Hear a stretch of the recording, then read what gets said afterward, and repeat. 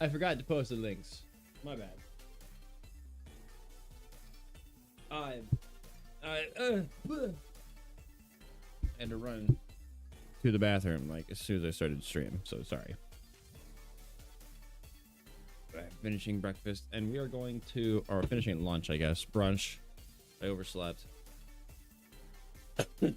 I never sleep past 10 o'clock on a day off. That's crazy. I don't do that. It's not even that I stayed asleep. I just kind of stayed in bed trying to sleep. So that's fun.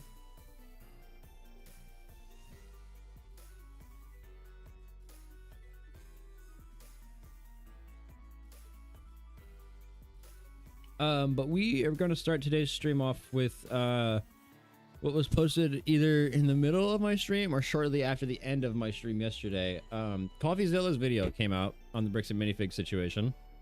I've been neglecting watching it.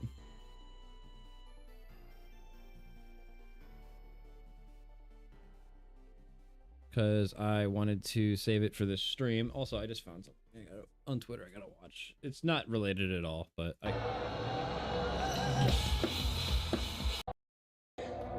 This is Silent Planet, one of my favorite bands. I have all these t-shirts up here.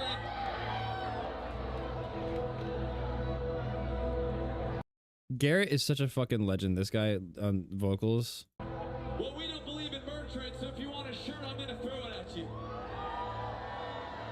Oh, I wish they would have done this at my show.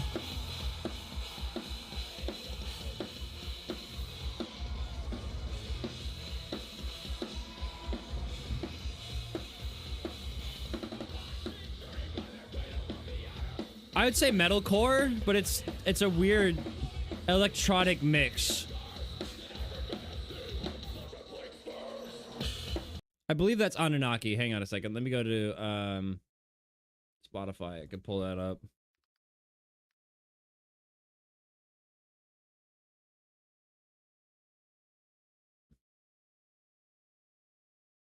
We'll play a little snippet of this. Yeah, no, that was definitely Anunnaki.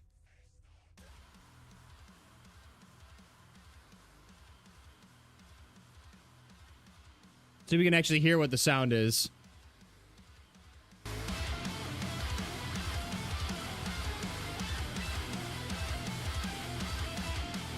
No, wait, that wasn't Anunnaki. Hang on. Give me that again.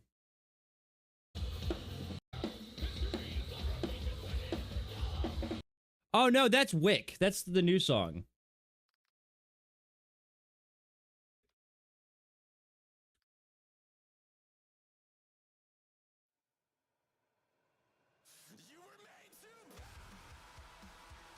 Yeah, no, it's not everybody's cup of tea.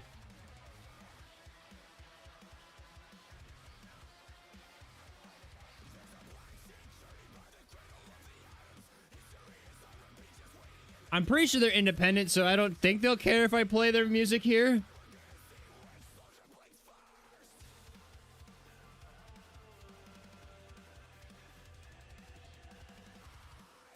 But I have that album. That song, Anunnaki, where is it? Here it is. Right here.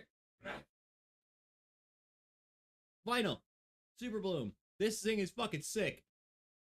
It's such a sick album. It's basically just like a hippie metal band. It's crazy because they're just all about like all the hippie stuff. I mean, bro is literally barefoot on stage.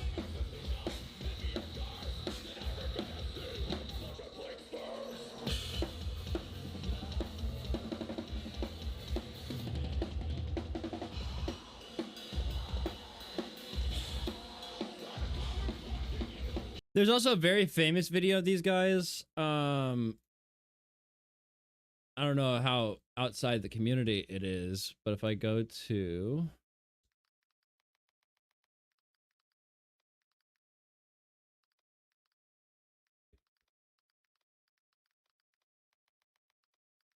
I think I might be able to find this here on YouTube. Yep, they sure did get the cops called on them when they were recording. Yeah, we just finished the last track. Oh my god. No, yeah, I heard when I walked up and I'm like, oh, that's not normal. I don't know what's going on. Yeah, no. We're good. No, we're good. God. Thank you. Thank you. Thank you for checking. Appreciate it. Have a good one. He's too good. He's too good. Oh my. No! I'm still stuck in the cycle of compromise. I need a cure. I need a torch to set my soul on fire. He's so loud, like even without a mic, that they couldn't. They thought somebody was fucking dying. He's got lungs. He does. He's really impressive. I love it. I love him. He's so great. Garrett is one of my favorite vocalists.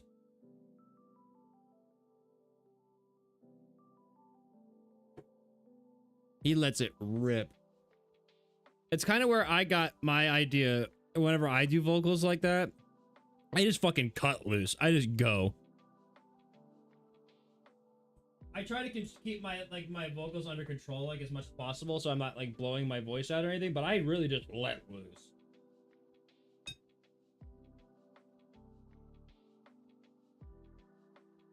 I'll eventually release music. I'm working on riffs right now.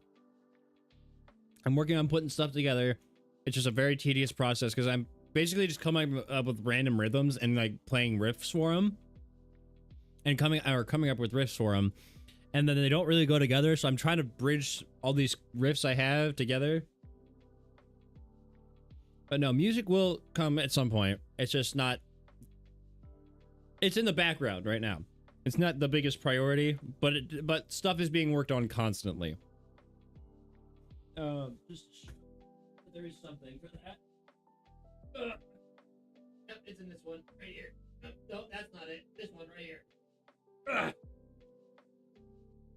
This is my old sketchbook, which I also put all my lyrics in.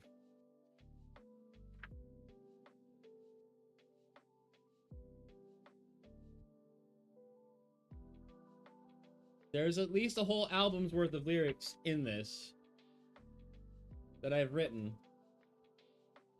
There's even some covers, like I did some stuff for. Yeah, there's another one right there. There's another one. There's more than an album over here. What the fuck was it? What the fuck was I doing?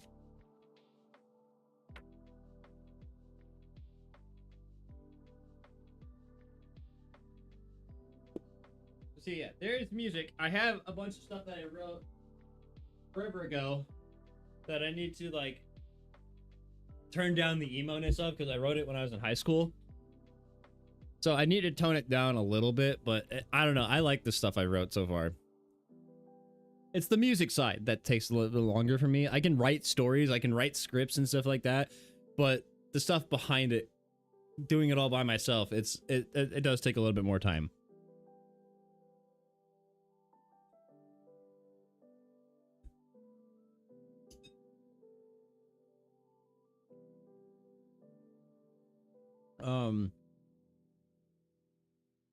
I know of FL Studio.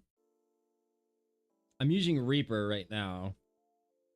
I was trying to look at my applications down here. I'm pretty sure I did have FL Studio. I do have FL Studio. But I use Reaper. I use the free trial of Reaper right now. And all my amps are simulated.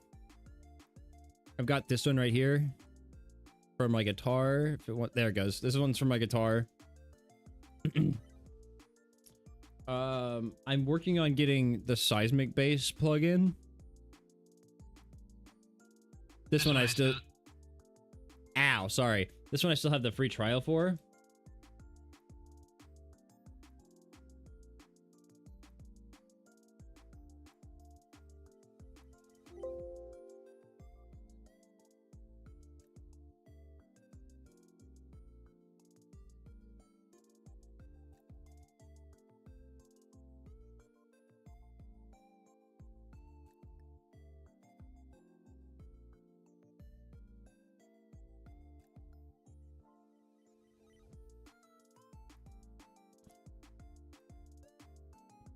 Oh, I forgot about my hang on. Let me get my coffee and we'll start watching this video.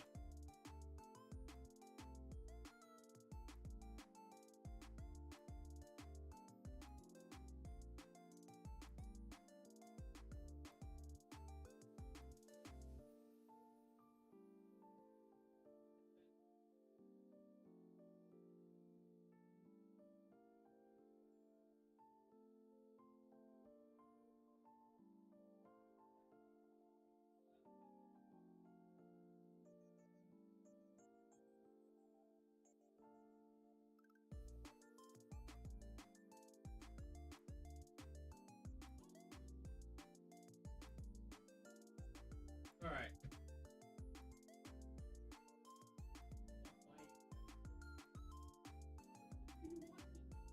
They start streaming.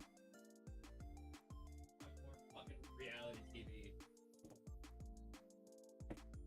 She's hit that stage in her life where she just watches reality TV all the time.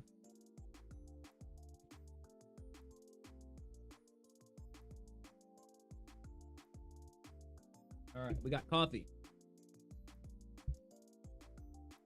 Meanwhile, I'm trying to watch more anime. I just found, well, I didn't want to say I just found, but I just stumbled across Tanya the Evil, and I knew about Tanya the Evil. I just saw clips for it for the first time. Fuck, what was the other one? There was another one that I keep getting shorts for. That, of course, I'm not going to get shorts for now. Oh, what the fuck is it called?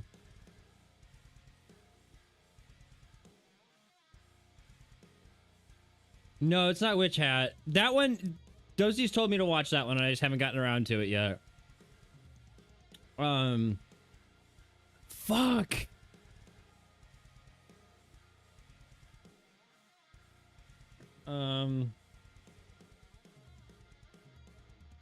The Warrior Princess and Barbaric King. That was another one I wanted to see. I don't know. I've never seen Tanya clips. Yeah, the Warrior Princess and the Barbaric King. That's another one that's on my list.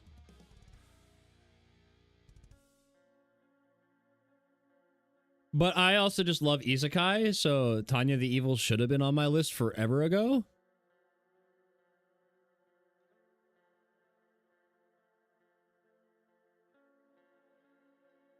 But obviously, as you can see, I've got a lot of stuff I've read, so... I just finished JJK. I'm reading Hellstar Remina from Junji Ito right now. Next is Censor from Junji Ito. There's Attack on Titan there. There's Bungo Stray Dogs there. There's Parasite, Dead Man Wonderland, Made in Abyss. I still need to read Made in Abyss, even though I know I'm gonna fucking suffer while I read Made in Abyss. And then Promised Neverland's also over there. I am also suffering while reading that. Suggested Hell Mode? Hell Mode. Hardcore Gamer Dominates in Another World. Holy shit, that's a long title. Hell Mode. The Hardcore Gamer Dominates in Another World with Garbage Balancing. Jesus Christ. What? Okay. Is this... Yep, it's isekai. I was about to say, these isekai titles are getting out of hand. You need to look at the Tanya surrender clip? Okay, we can do that real quick.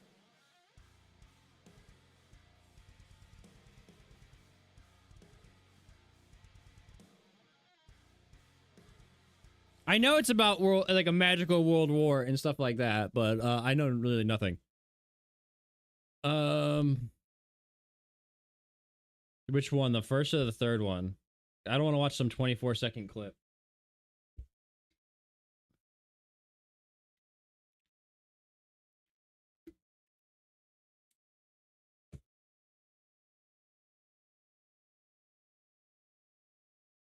Also, I just heard Tanya's getting a second season, like finally. So I'm like, oh, well, perfect. Perfect time for me to watch it. If it's getting ready to get a second season finally. 9 years.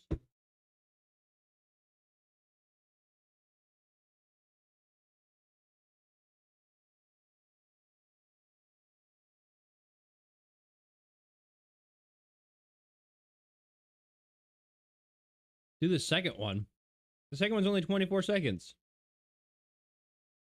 All right, fine. We'll watch this one first. Attention, please! In accordance with international law, it's my job to inform you that you are about to come under attack. Consider this your official grown-up warning.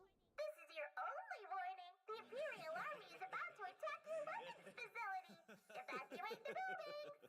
This is amazing, Major. Your childish voice has them all thinking this is just a prank. Okay, no, hang on. I need to see more of that.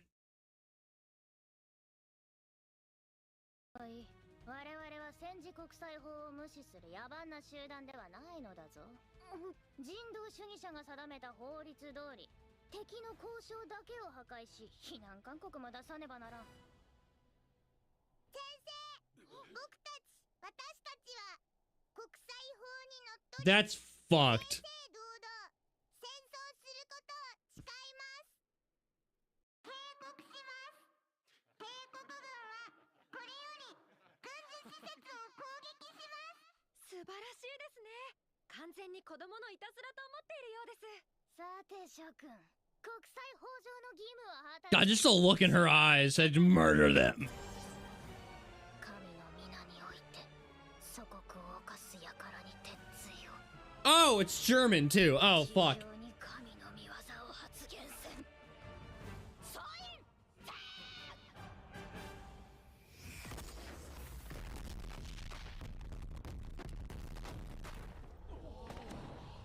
The fatherland refers to Germany in most instances, while motherland refers to Russia. Just so everybody knows. That is definitely German coded. Oh fuck. Oh. Oh, why did I do this?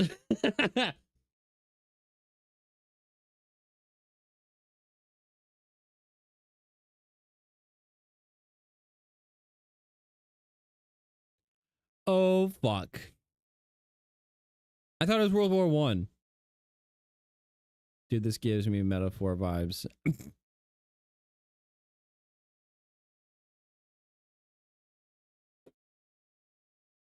Either way, she's a blonde-haired, blue-eyed little girl. I don't know how I didn't connect that to Germany before. That fucks me up.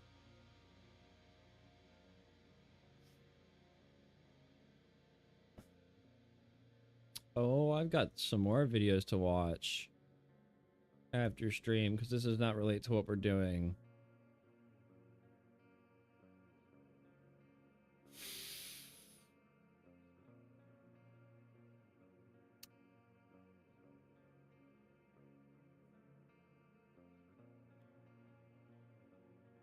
Oh, okay. Either way, though. Either way.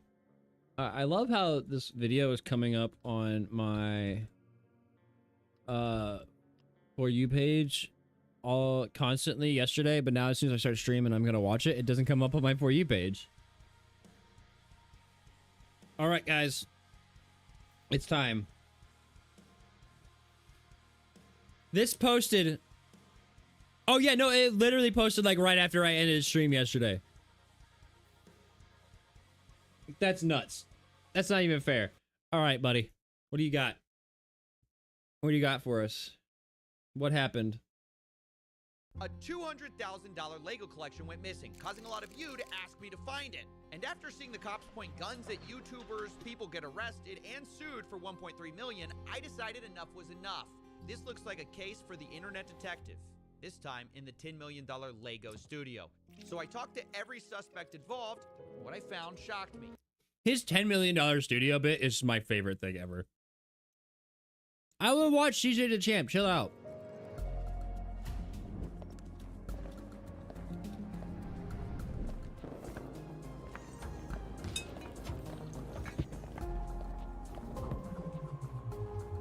That was just the droid from Star Wars.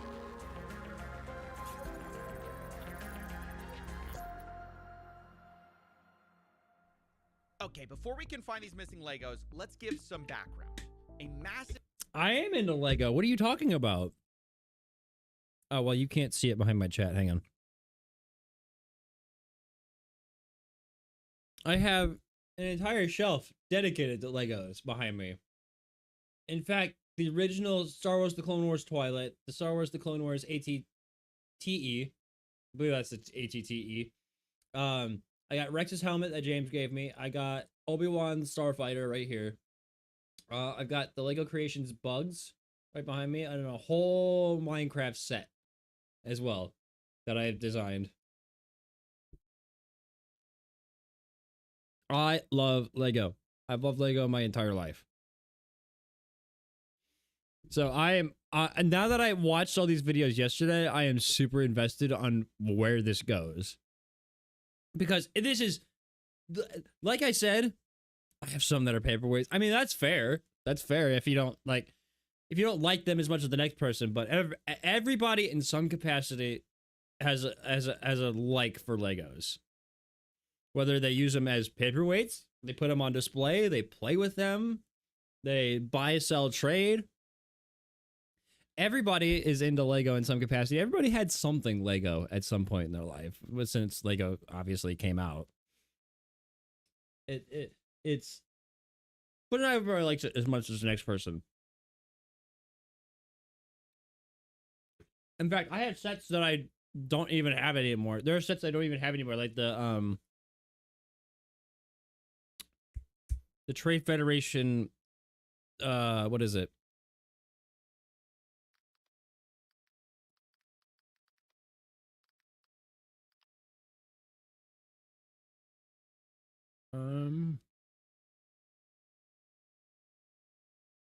Hold on, no, I gotta find this.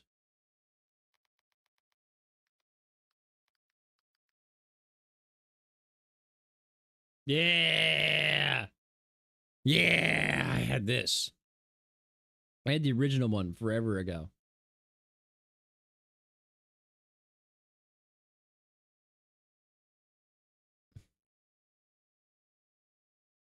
This one. I had this specific box. This specific set right here. 7662. I play video games. I do too. I build Legos whenever I get them. God, I feel judgment. I feel judgment over liking Legos. It's fucking crazy.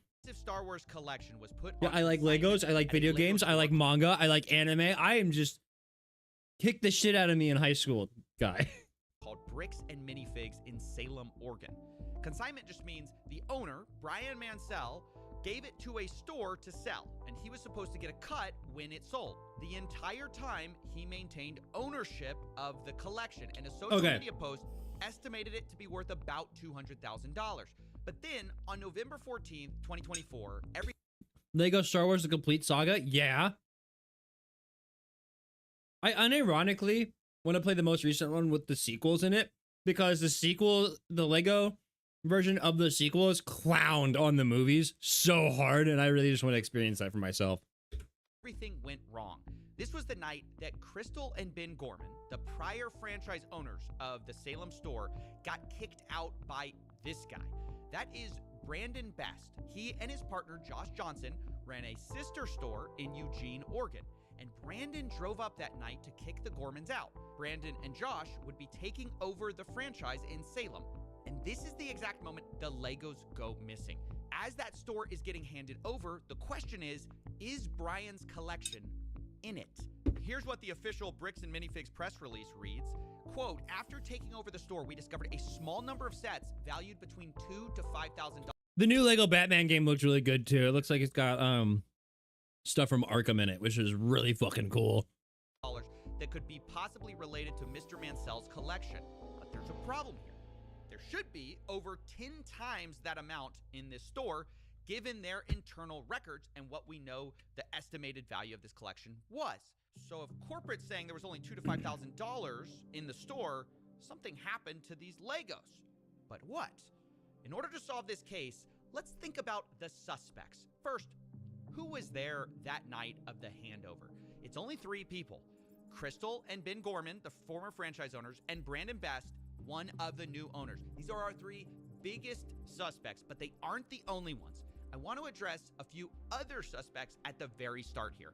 First of all, maybe this is just all the result of, plain old thieves breaking in.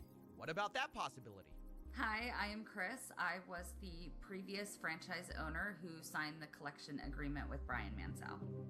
And I'm Benjamin Gorman. I am the silent partner who's really bad at being silent. We did have a couple of break-ins at the store. None of Brian's collections were in the police report or stolen during those. Okay, so the Gormans say emphatically it wasn't thieves, but if that's the case, what about the guy who was arrested? I mentioned at the beginning of this video, Reckless Ben. This is His the minifig YouTuber who is so started it dope. all. With a documentary, I tracked down the thief who stole $200,000 of Lego. Maybe it's the perfect crime. Make a video tracking yourself. Now, for our theory, it's worth noting Ben is currently facing a RICO lawsuit by Bricks and Minifigs. He was even targeted with a search warrant for stolen Legos. Included in the warrant are Legos. The owner reported overhearing conversations about possible stolen Legos. And on top of that, Reckless Ben was even accused of stealing the Legos by the current franchise owner. I stole the Legos? What do you think of the theory that it was Reckless Ben? He stole the Legos. It's absurd. We didn't even know Reckless Ben. He Yeah. had no interaction, no relation to us, no relation to the store. That doesn't hold any water. Okay, I'm going to be honest. Apologies to the genius cops in Utah who play different. We play differently here. But I don't... Yeah, that shit really, the cops really fucking bothered me yesterday in the coverage we did yesterday. That's fucking wild. The way, it's just the fact that they're just under the thumb. I don't believe that Reckless Ben stole the Lego, mostly because he couldn't. He just wasn't there that night, and I don't even think he knew about these Legos. But who does Ben suspect is holding the Legos since he did this whole documentary series? The guy who runs the entire company, Ammon McNeff, he personally came out to talk to us. So what's going on? So you guys are holding some of our Legos? No, we're not. You're not? No. Is that a lie? No. That's a lie. You did take the Legos. No. So we have, our attorneys have visited, but like, again, so who's like Brian Mansell. Okay. He can't even, he can't even articulate a full fucking sentence. Fuck this guy. Literal villain with the twirled up mustache. He's a guy who had he had like $200,000 worth of Legos in your guys' store. Yes. My name is Ammon McNeff. I am the CEO of the Bricks and Minifigs brand. So my name's Matt McNeff. I'm the COO of Bricks and Minifigs. The people you just saw are the McNeff brothers. They agreed to speak with me to try to clear their name. I asked them, do they have the Legos? What I can tell you is that we don't have it. We've never had access to them. It seems to kind of go missing. Parts of it seem to go missing on November 14th. Well, and I guess no, not at all.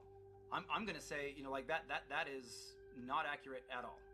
Because so you think that the collection would... What? Serious question. What is in this collection that is worth doing all of this for?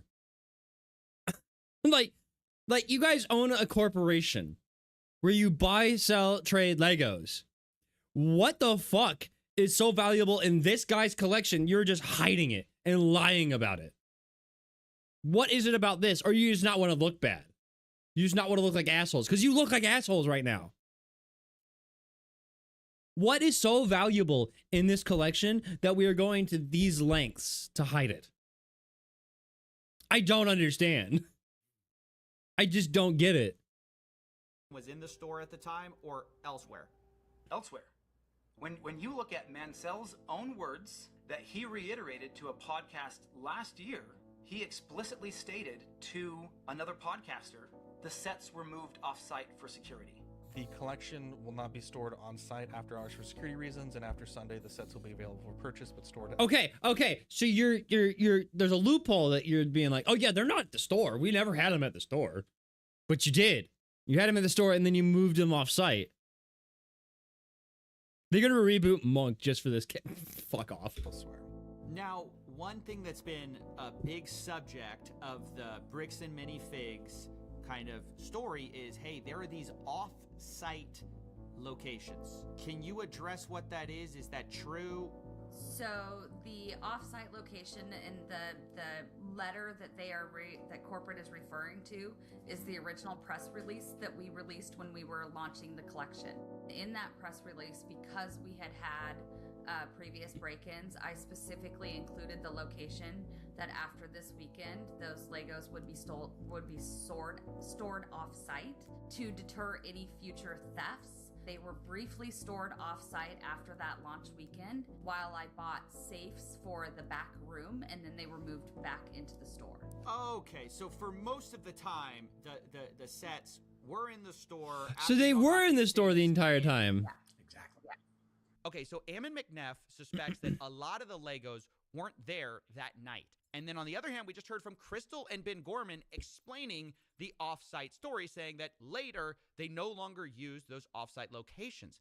But what do we really know about the Gormans? They are the former franchise owners after all. I mean, shouldn't we be suspicious of everyone? They're one of our key suspects. They were there the night we lost Brian's collection. They were the creators of the consignment deal after all. And one group in particular is pointing their finger at them very hard. It's the McNeffs who say they were behind on payments. We started getting calls from the landlord letting us know that Crystal was behind on the lease payments at the location. We had also gotten a couple of notices from some of our vendor partners that bills had not been paid by the store. And so we felt pretty strongly that there was going to be a risk of her just, like attempting to file bankruptcy, doing some of these other types of things, which we've had franchisees do in the past, and that's problematic. So that's why we sent him up there to take some video footage. So we needed to just be prepared if we needed to do a hostile takeover, which, can happen in franchising where a franchise owner just, kind of tries to steal inventory and do some different things that way. Okay, so Bricks and Minifig's story is that they were worried about the Gormans skipping town, so they sent Brandon Best as a secret shopper on October 24th, 2024. That video of him coming out of the house and just being dead silent is so funny. 24. This is weeks before the takeover. Brandon takes a video of the store condition in preparation for this handover, but at this point, Brandon does not announce himself to Crystal Gorman. Later, though, on November 14th, it doesn't make any sense at all. Concern about no, Toronto, you're right. It doesn't make any sense whatsoever. This entire story makes no sense whatsoever. Why is it? What? Like I said, what is so valuable in this collection that we are hiding it so hard? That why you're fighting this so hard? About the Gorman stealing or theft was expressed by the McNeffs. Brandon was trying to make sure that they weren't taking things from the store, and so he was kind of trying to make sure that he wasn't putting things, like hiding things in the back, and that and while he was watching that, trying to make sure Ben wasn't grabbing stuff from the store and moving it or doing anything along those lines, because he just got a weird feeling about the whole transition. She took at least one, if not more than one, cartfuls of things out to her car with her coat draped over it. So yeah, the McNeffs say, look, they don't trust the Gormans, and they explained it, even further. They said, hey, there's some issues in her past. She apparently has a retail theft and other criminal arrests on her record that we were not aware of. So why would you hire her? Why would you let her run a franchise under your business's name? Where are the background checks if this is the case?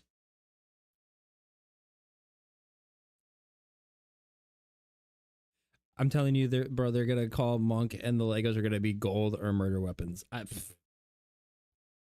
When was that? I don't know. This has been brought out by several people online now. Now look, that's a huge accusation to bring up, and so obviously I wanted to talk to the Gormans about it. They're like, she has a history of some type of burglary, theft. Oh my god. Wow. Yeah, that's what they're saying. Yeah. Oh. Nope. Well, yes. Well, you explain. know about this. Explain. Yeah, when I was 19 years old. How long ago is that? I am 45 now. So this was in 1999.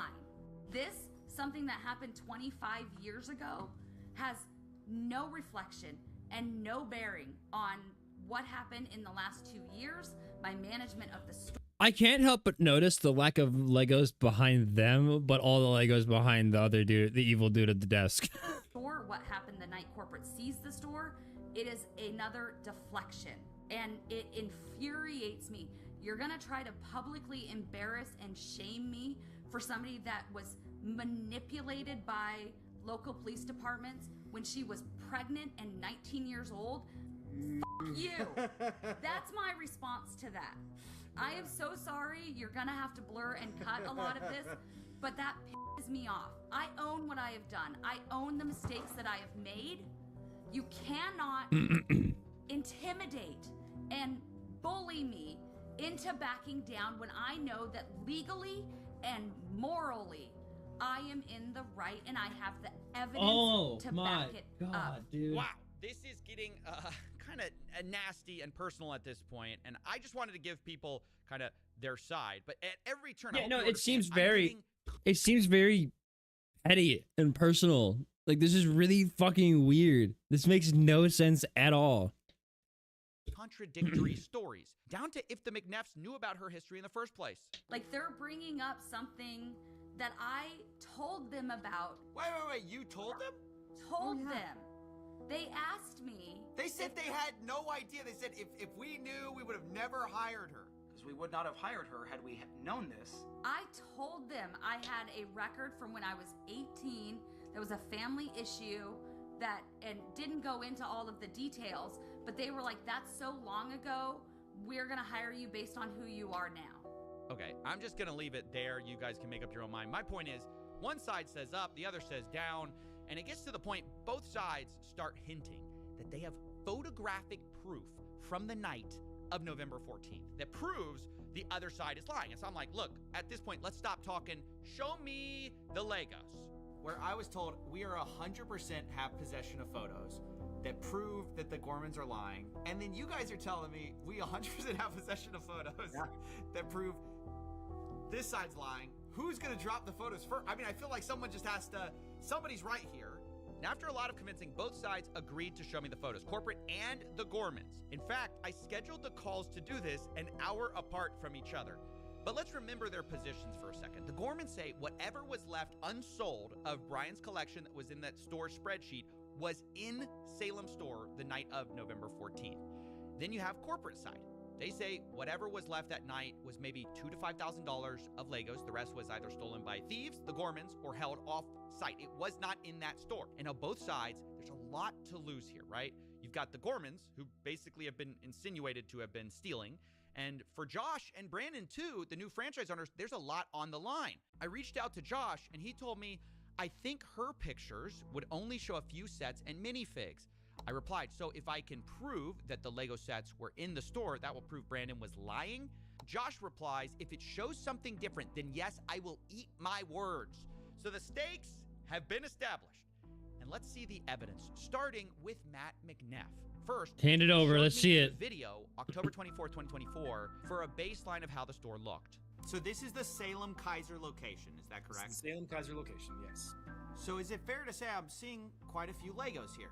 I mean, I'm seeing a store of Legos. You'd agree? There's a good amount of Lego on hand. This isn't what I would say is a well-stocked bricks and minifigs, but it's not understocked. It's not terrible. It's I would say a little below average as far as I wonder who's the father. We're watching an episode of Mario right now. Overall stock. So now let's go to November 14th. Can you still see my screen? Yes, sir. Okay. So November 14th. When Brandon was in there helping. Wait, this is the day. This is like the big day. This is the day. Hold on. I gotta prep myself emotionally for this. Okay. This is a big deal. This is D-Day. This is the big moment. This is Brandon takes over the store. We don't know where the Legos are after this moment. We don't know where the Legos are after this moment. And I want to point out again that we've had That's sus. We don't know where they are after this moment. had this for a while. We haven't this is the first time we've shown this publicly. We've been waiting for our attorneys to give us the approval to say, hey, this is okay now to share in this capacity. So we'll go through these. I have anger in my heart. This is what Josh saw, or not Josh, sorry, Brandon saw. He took pictures of everything in the store, all the inventory in the store. This is what the shelves looked like compared to what you just saw a moment ago. Okay, so I'm seeing a lot less. Just to state the obvious, go back a little bit. Yeah. I'm seeing like way less. So yeah, the pictures I was being shown on November 14th, those shelves looked emptier than they did on the day of October 24th. But to be fair to the Gormans, they addressed the empty shelves themselves. As we get to the very end of this video in particular, right here, you'll see that empty space right here. So this is the retired and certified set section that we have to keep separate from the new in box current sets being sold by Lego. All those empty spaces up there were the sets that we had on display during the day from Brian's collection that every night when the store closed, we pulled off and put back into the safe and then put back out in the morning. So when they say, see, there's empty space on the shelves, yeah, because we put them in safes at night to keep them safe. Because we have giant windows. Yeah, it's an explanation that kind of makes sense given the history. Now, of course. A, yeah, they could have stolen stuff. B, their shit that their explanation kind of makes sense. That yeah, sure, we have certain inventory. Like I used to have the same shit. We had certain inventory that comes out during the day, and when we close, we put it away because there's big fucking windows in the front of the store, and people will see that shit, break in, and steal it. So TCG starts the any fucking starts the Pokemon right now, to be honest. But no, their explanation makes sense. Like it feels like you're getting half of the story from Bricks and Minifigs when they're showing this video and being like, look at all these empty shelves. We're not sure what the deal is here. But then the Gormans had an actual explanation for why the shelves were empty at least. So yes, it could be either way, but I am leaning towards the Gormans because they actually had an explanation, not just, hey, look, the shelves are empty. This is something I had to ask the McNeffs about. Is this a case of, did y'all see Star Wars sets in the back? Did y'all not see the Star Wars sets in the back? Did he take, not in the back, but specifically in a safe? Like there were a bunch of Star Wars sets in a safe. Did Brandon see those? Has there been talk of those? Do you know what I'm talking about? Yeah. My understanding is that he took pictures of everything, and all those photos I showed you of the Star Wars were all the photos, or was literally all the Star Wars inventory in the store. Yeah, the McNeffs say all of the photos should be with Brandon of all the Star Wars items. And to be fair to them, they showed me a lot more pictures and even showed me a spreadsheet of all the Star Wars sets in the store the night Brandon took it over. And it valued to about like $5,000 to $10,000 or so. But then I had to ask. Oh, sorry, here's another set. Okay. Do you think y'all have all of these? Very likely. Okay. Again, I'd be surprised if we did. Whoa, wait. Is his collection sealed? I never got that info. Was his collection sealed? Because if it was sealed, classic Star Wars stuff, oh, that's the fucking money right there. That's what the issue is. It's sealed classic Star Wars stuff that they don't sell anymore. That shit is valuable. But if it's built sets and classic sets, it's still valuable, but it's not as worth as much as the in the box sealed classic product. Couldn't help myself. I started to bring up some of Crystal's photos to see if they matched up. Have you seen this before? Not that I recall. So do you see that? Yep. So do you see it's in like some kind of like a safe thing? I don't know if you can see the sides there. Looks like a bookshelf to me, but sure. Oh my god, his stuff was sealed. So I think the important thing is making sure that all of these are in the inventory for Mansell.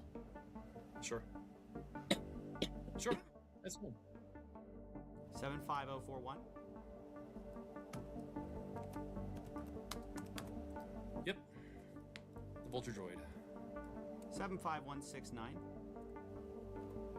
Well, we're going through everything. 169 I'm not seeing, so there may be... Okay, so there's one that is not on our list. Let's try this. 10240. Okay, nope, not seeing that one either. What about 9493? 3. I don't see that one either. So maybe those were locked at the time, and Brandon did not get those pictures. All right, that's kind of a problem because the Gormans had over 200 photos of this store. I definitely knew looking at these photos, there's a lot more Legos in the Gormans photos by quite a lot that Brandon's photos just didn't show. But corporate didn't really see it that way. But still in... Yeah, let's go back and look at those set numbers. 169 I'm not seeing, so there may be... Hang on, let me go back a little bit more. Hang on. 75025. 75025 Lego. I spelled that wrong. That's the 2013 Defender class cruiser. Holy shit! Holy shit! Holy shit! Holy shit! Oh my god! Look at the price on that! Fuck! Yeah, these are classic sets. Hang on. Sure. 9493.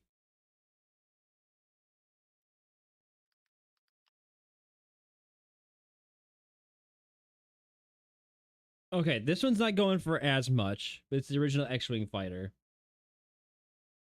At most, like $103 is what I'm seeing. That's cool. 75188.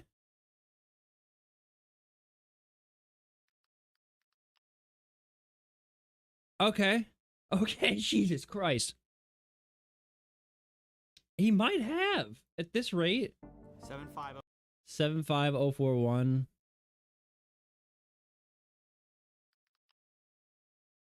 Okay. Okay. 041. Yep. The Vulture Droid. 751. 75169. Oh, Jesus Christ. 69. 169 I'm not seeing, so there may be... Okay, so there's one...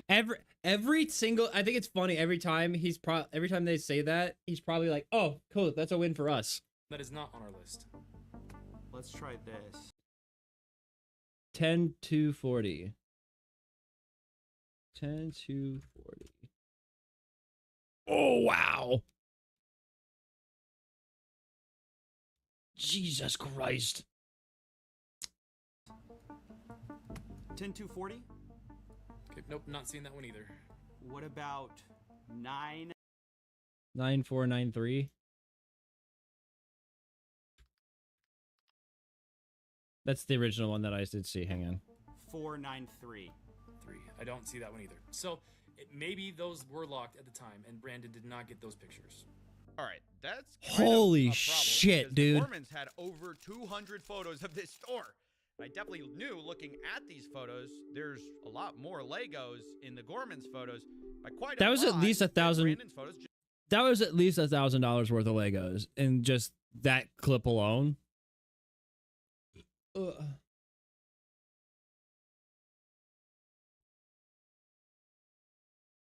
Oh no.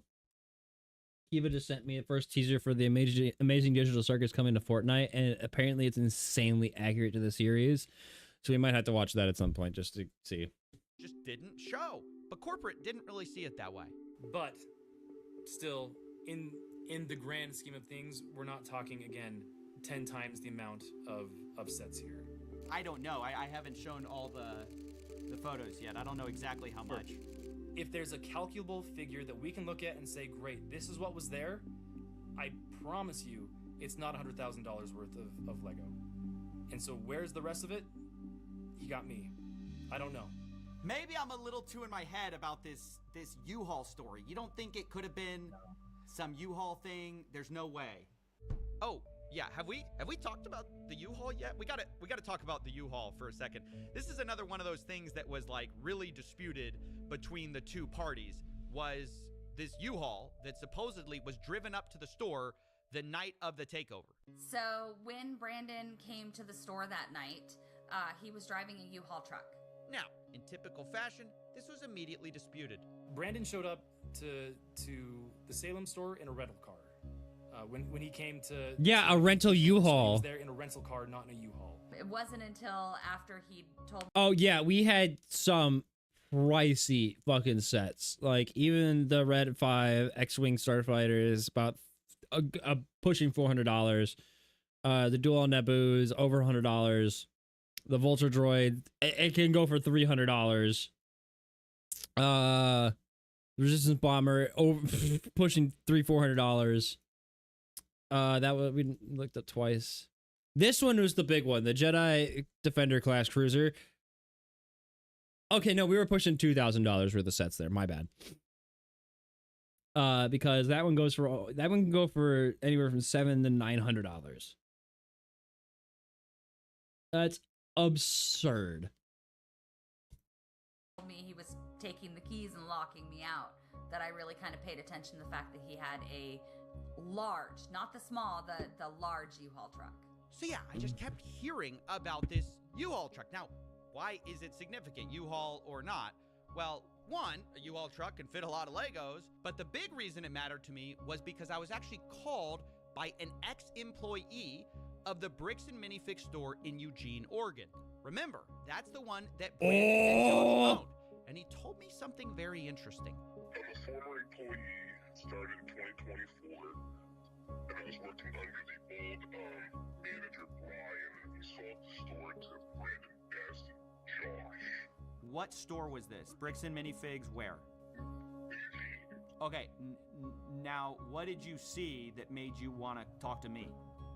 I saw Reckless Ben's YouTube video about the sales for closing down because when I was talking to my co-workers about the situation of Salem. Just out of curiosity, hang on.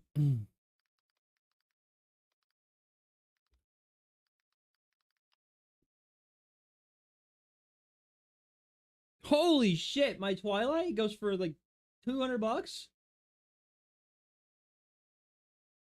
Holy shit, I got an expensive set behind me. I didn't know that. What about the ATTE? Okay. Okay, I've got like $400 worth of Lego on my top shelf back there. I didn't realize they were that expensive. Well, now they are. That's cool. Okay, cool. Cool. I was just curious. And we were told through other employees that it was just a bad area to work in. It was like haunted, if you will, is what was going around. But after seeing the video of Reckless Ben, he exposed them. It makes a lot more sense with what we dealt with Brandon and Josh.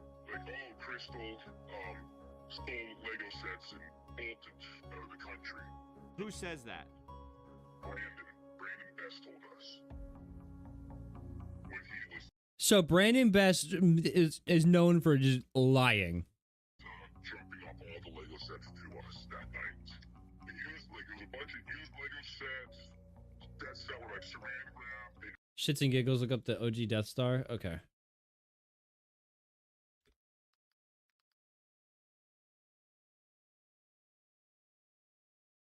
Okay, so this is the new one right here. This is the new one with the split down the middle. Is that it?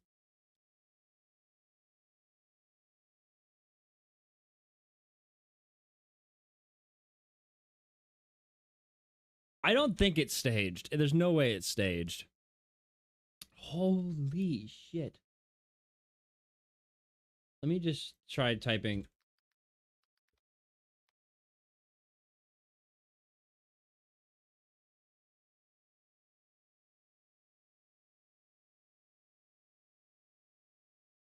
Okay, here we go. The history of the sets. The first one. No. Continue. Reject. Fuck you. Leave me alone. So the original one was from 2005 with the little ship flying around it. All right, so 2005, set number 10143.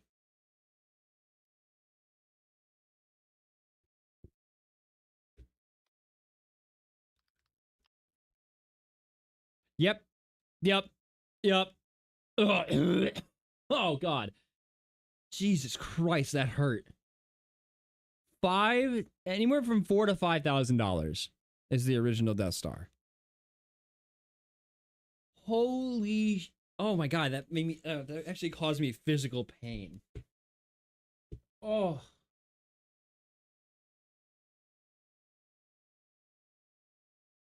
Jesus Christ. Yeah, no, this is the original one. Oh my god. Anybody got a cool $3,500 I can borrow so I can buy the Death Star? I kind of want to buy the Death Star now.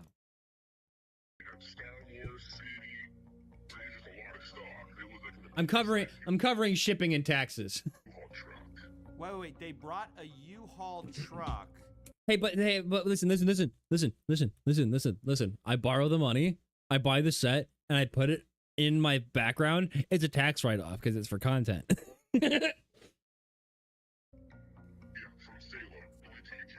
And to Eugene, and it had a bunch of Star Wars sets on it?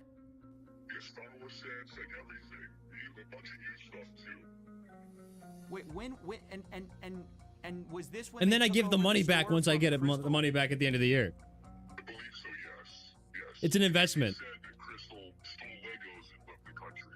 While he has a U-Haul of Legos? Yeah. Interesting.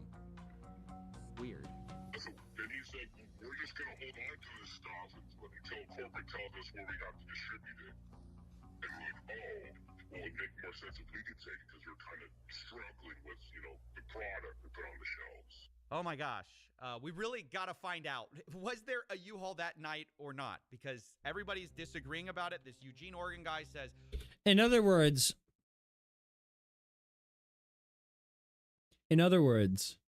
this guy is known for being the one that takes over stores, kicks them out, and then blames the previous owners for stealing. That sounds like a pattern, brother. That sounds like something you're doing on purpose. Oh yeah, a U-Haul showed up with Star Wars sets in it.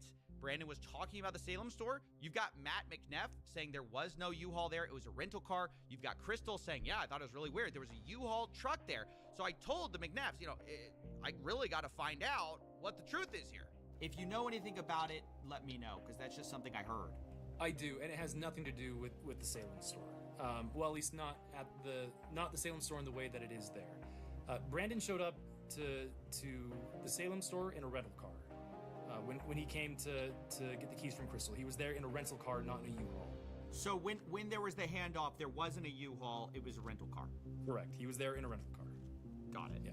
Do we have cameras? Okay. And I think any of the, like, if you were to look at the footage, the ring cameras, all that stuff, you won't see a U-Haul there's footage in the parking lot. So after hearing all of this, I realized, look, I just got to find the evidence. So I start sifting through these photos I have, right? I realize I have a parking lot photo. I check it. No U-Haul, just a red truck out there. I check another photo where you can see the window. But the problem is it's night outside, so you can't see. And so I'm looking at everything I can, and there's just nothing, I have this alternate angle. I'm looking at that. And then... Boom! Wait a minute. Zoom in on that photo. Bring up the brightness of this photo a little bit, and...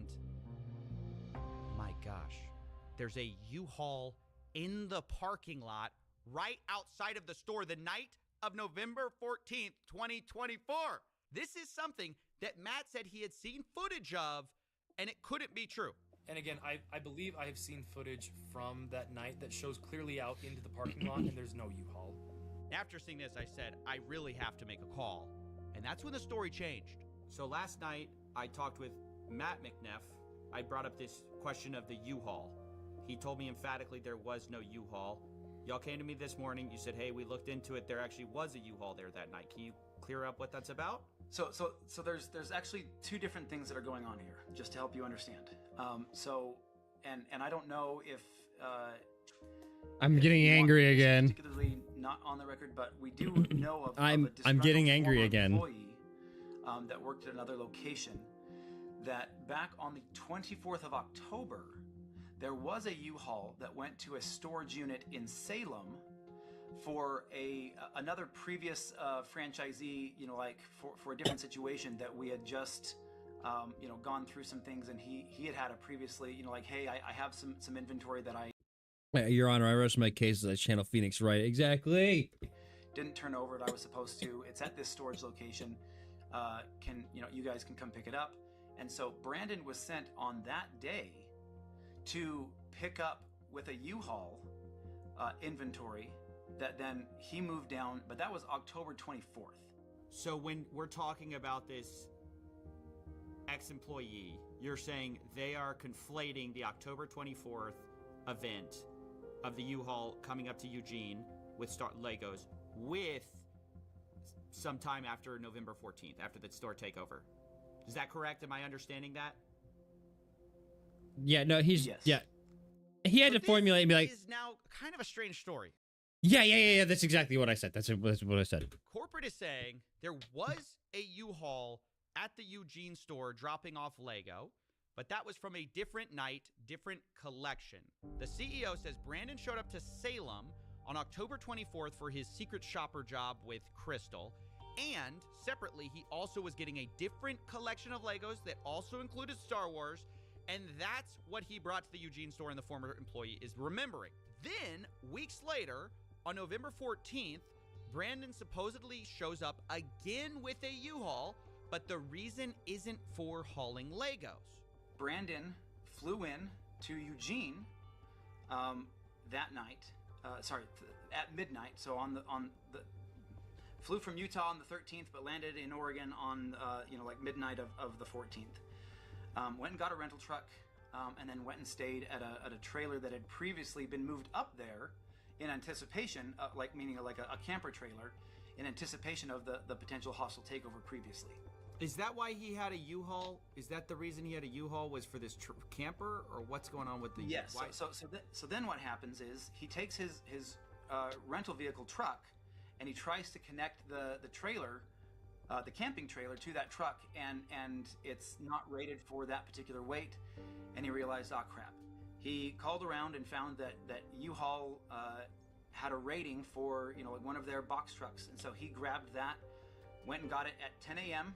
on the 14th, and so he then went and hooked that trailer up to the camping You're trailer, explaining way too drove much. that trailer down to another location where he could set up the camping trailer in Salem, dropped off the camper trailer, and then he arrived in a U-Haul to the Salem store, and then went in, said hi to Crystal, and then as she was leaving, the door shuts, and so he locks it, calls the locksmith, takes him a while to... That's what I'm saying. finish up He's explaining changing the way locks. too much. Brandon at this point is pretty exhausted, so and he has an hour drive back to Eugene to drop off the rental truck.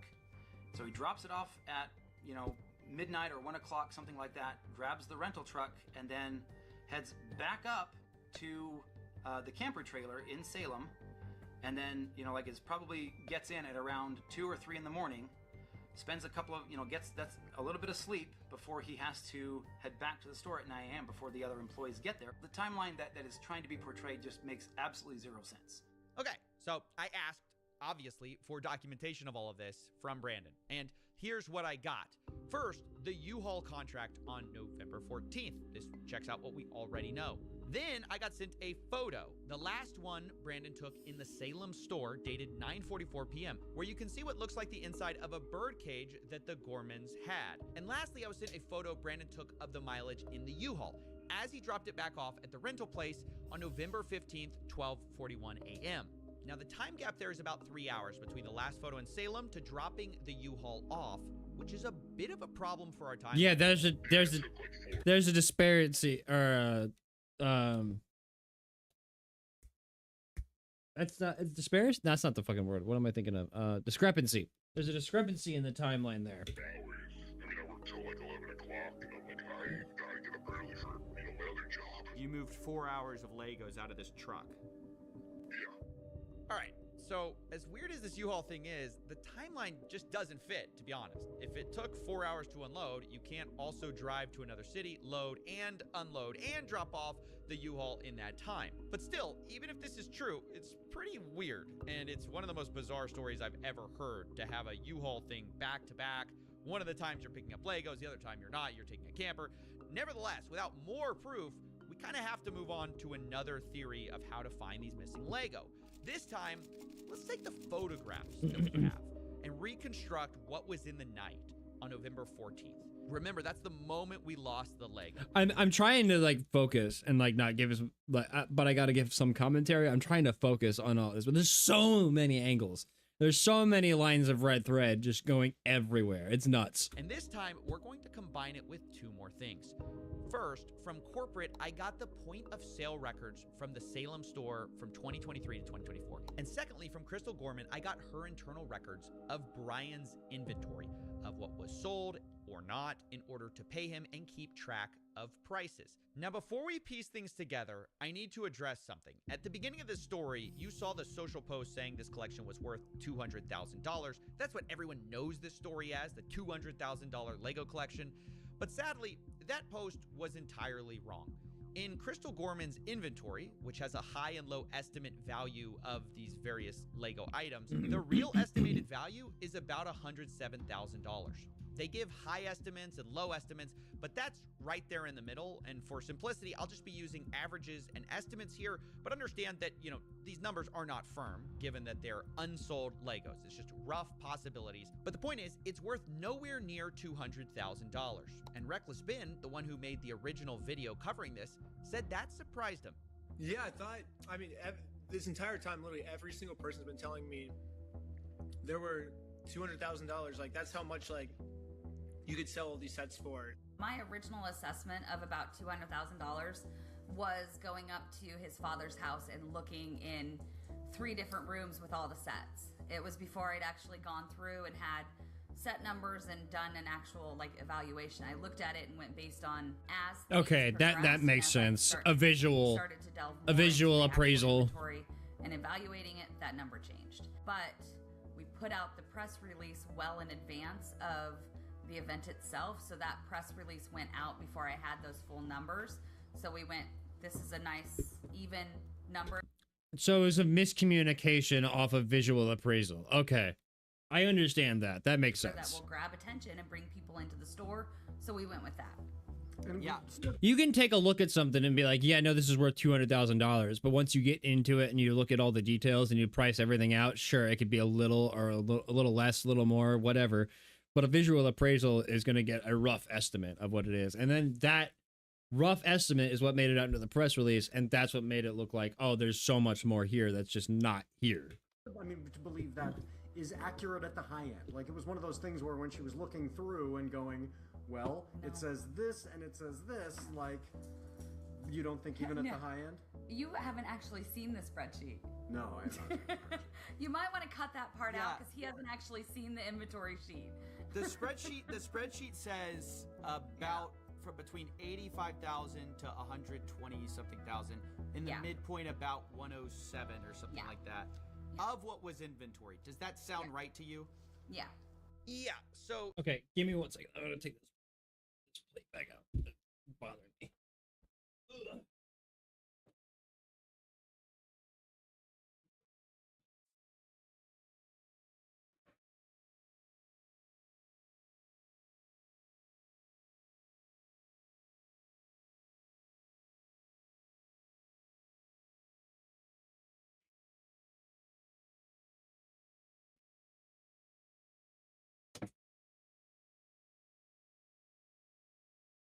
Oh, I also just had to get up and like stretch my legs for a second, so there was an excuse for that.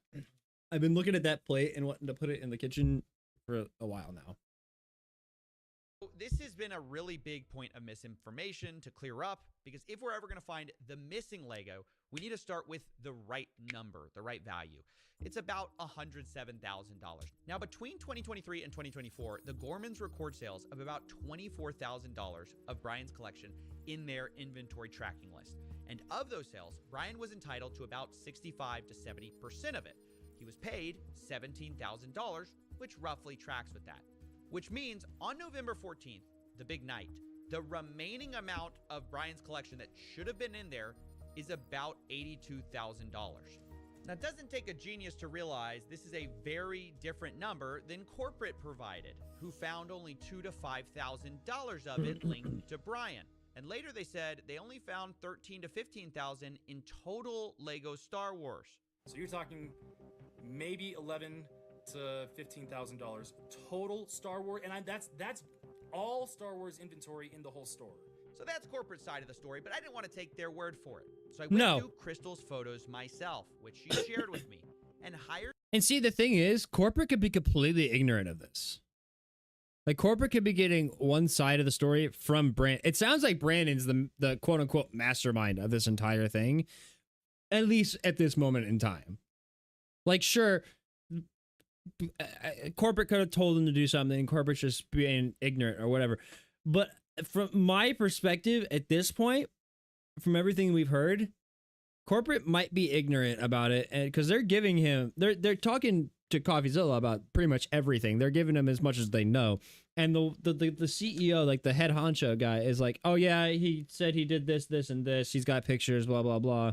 So yeah, I'm thinking at this point, Brandon might be the main suspect behind all of this, and just feeding corporate a story.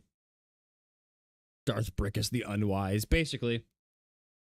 People to go through and hand tag the Star Wars Legos that were in these photos. Wait, I'm lost. How can the price be that high when we heard the price estimate? Because it's an estimate. Like, she said she was walking around and not actually like pricing things out. She was seeing sets that were like, oh, this is probably around this much. This is probably around this much. So she gave an estimate of the entire collection. And then whenever they actually priced everything out and like looked up prices and all that stuff, it came out to a different number.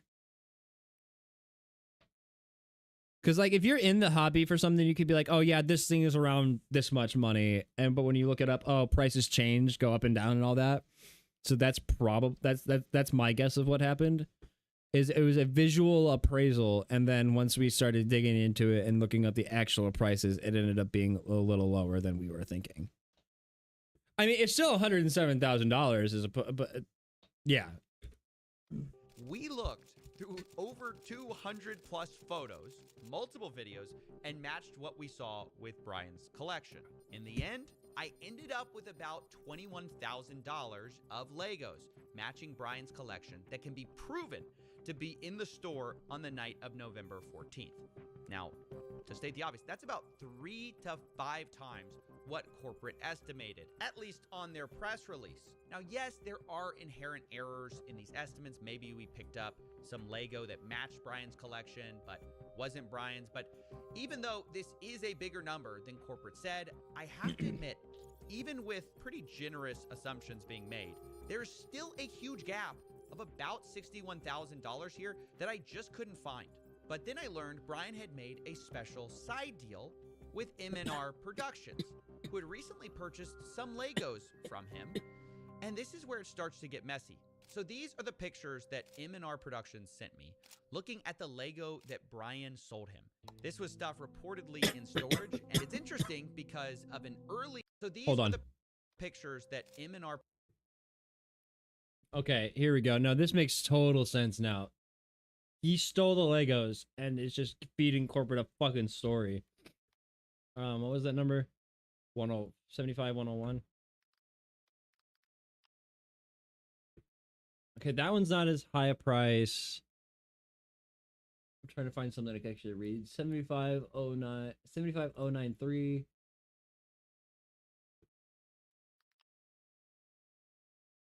Okay, that's just a little rinky-dink whatever.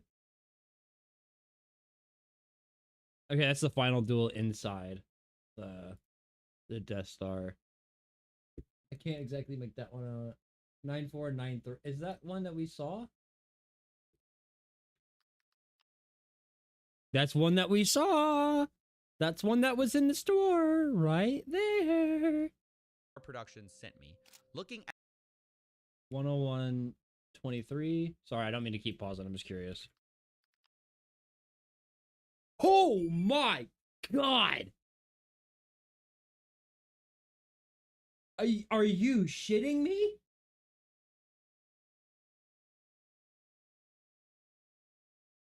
Wait. No. Are you shitting me?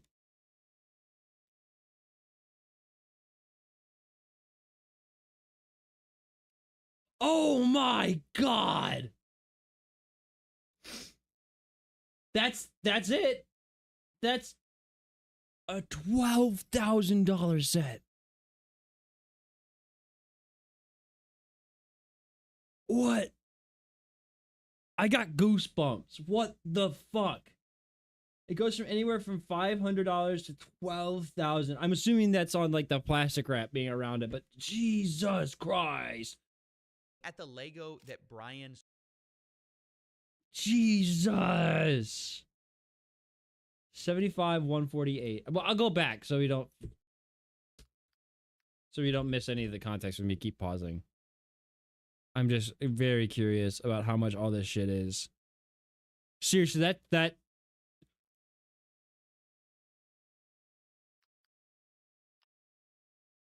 that's huge. That's that's a majority of this collection right there. That's a big chunk of what the fuck you guys are missing. 75, 129. Wookiee gunship plus 130.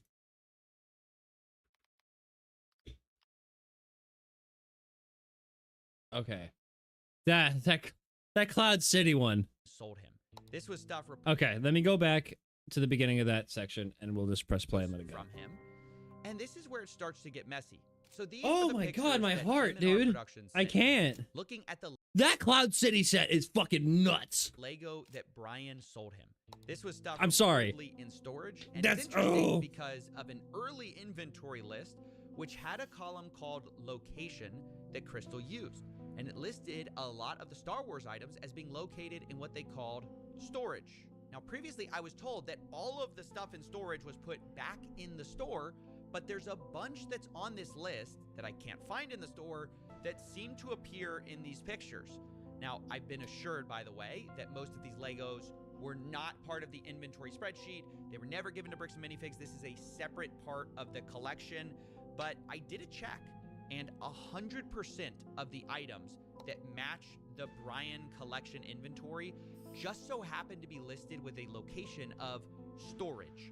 So this starts to make things incredibly fuzzy, and I'm inclined to believe that a lot of these are part of that same inventory list. Now, if we take that value of the side deal, that's about $10,000 to $20,000 that's not actually missing. Now, it was at this point I started looking more at the point of sales records. I realized maybe we could find some of this missing Lego there too. So this is from the Salem internal store records. Like, I guess this is what is entered when someone does a sale, and it's everything from September 2023 to November 2024 of Star Wars anything. And by the way, before we continue, yes, this was all a lot of work. If you want to, please support us on Patreon. That's how this show gets made. But anyways, according to those records, about $51,000 in sales went through during this time period in a way that matched Brian Mansell's collection. Now, that really worried me because Crystal's inventory list showed only $24,000 in sales for Brian, and Brian was only paid for that amount. But suddenly, I remembered back to a time when I spoke to Crystal, and I asked how much was sold prior to the takeover. Which is something similar from what you told me, Crystal. Yeah. You told me, hey, it was about 50-something thousand. So wait, Brian, okay, I got confused. Brian made a private sale. Brian's the guy who actually had, like, owned the sets prior to all this. Okay, no, I confused myself. I thought they were talking about the guy picked it all up in a U-Haul and made a private sale and made himself a bunch of fucking money. Hey, James, there's a bot. Kill it. Yeah. But Brian was only paid $17,000. Okay. And it should have been about double that. And I'm just trying. We don't need AI viewers. Of that, given that everyone. We have a genuine tiny community here, and I respect and love every single one of you. So keep watching. I'm never going to use fucking view bots or anything like that. Accusing each other. Oh, I got it. Right I got it. I mean, without seeing any of those records, without seeing those individual tickets, I can't answer that any better. Okay. This is kind of a problem. The math ain't math in here. 65 no idea. to 70% of 50,000 is almost double what we believe Brian was paid. And digging into the details, it turns out a lot of these sales come from what Crystal's spreadsheet actually categorizes as layaways, meaning they were marked as having been sold, but layaways are when someone puts a down payment on an item and later pays it off. But the problem was there were a lot of these, worth about $20,000 in layaway, And that felt a little strange to me. And because of that, I asked Josh Johnson, the incoming owner, and he responded, quote, there were 2 to 3 items on layaway when they took over.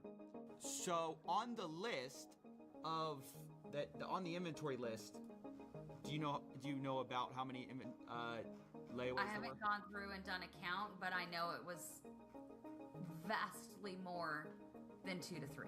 It was about 98. That makes sense. So there were about $15,000 to $25,000 worth of sets on layaway. Okay. That's just the part that's surprising. That's the part that I can't get my head around. I go, how could, let me just be really honest. I don't believe there was that much layaway. I don't know. I don't know how that's possible. How could there be that much layaway? I don't know. It's like I don't believe, because I was talking to some people about bricks and minifigs. They go, yeah, there's some layaway. There's not that much layaway. I talked to people who were neutral, kind of on corporate side, but also people who were just normal bricks and minifigs people. They say there's not that much layaway. Help me understand why there's $20,000 worth of layaway here. Oh yeah, that's absolutely. If you talk to other bricks and minifigs locations, layaway is extremely rare. I think outside of the Brian's collection. Okay, good. I'm not crazy here. So then why was there so much layaway there? No. Absolutely not. Outside of Brian's collection, I think at the time we maybe had 2 used sets on layaway outside of his collection. Okay. It was not outside of his collection. Traditionally. And to be fair, his collection, a lot of the stuff was very high priced, so it going on layaway so that it can eventually make it out of the store does make a little bit of sense to me. I don't know that we'd ever done layaway before the collection came in. With Brian's collection, it was a little bit different because so much of this collection were new in box, all in one place, reasonably priced, and a lot of the harder to find items. And so customers would come in and put, I'm going to guess probably half of those layaway items were not going to be sold to the person who took them on layaway. Because we had several that would put them on layaway and then change their mind. So this was something like, somebody would come in and want 10 different sets, but only be able to buy 1. Can I put the rest of those on layaway so you don't sell them? I'll pay $10 to put these sets on layaway. Traditionally with layaway, we would ask for 10% down. They'd have 30 days to make their next payment, or we'd refund the layaway amount and then put it back on the shelf. Because this collection was the collection it was, and I wanted to give these people the opportunity to, to get these sets, we were a lot more generous with see, that's exactly what I said. That makes total sense. People could make towards the layaway. So a lot of these, we had several of them. I think one of the Ewok villages, we put on layaway 4 different times, and then it came off of layaway and back on layaway and then off and then sold. So a lot of these would have gone on and off. Let me just see here real quick.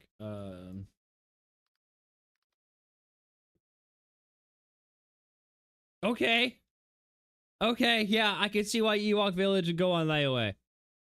Holy shit. Yeah, okay. Yeah, no, that makes total sense. That's fucking cool, though. That's really cool. I like that.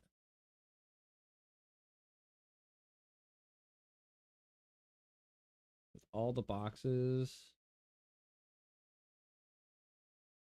Like, obviously the box is opened. That's cool. I like that. Of layaway and then back out on the shelf, just depending on the person who was putting it on layaway. That was completely unique to this collection. So look, I'll be honest. I don't trust Josh Johnson, but something is weird here. So a lot of these are, look at this. It says POS final sale price, but it's listed as a layaway, but it's sold for $5.99. Yeah. Because it matches with the store sale price. Okay. So were they on layaway? Were they accidentally marked layaway on the spreadsheet? What's going on there? I mean, without seeing the actual sales ticket and seeing what else, what items were sold together, what else was sold with it, I can't actually see the sales ticket.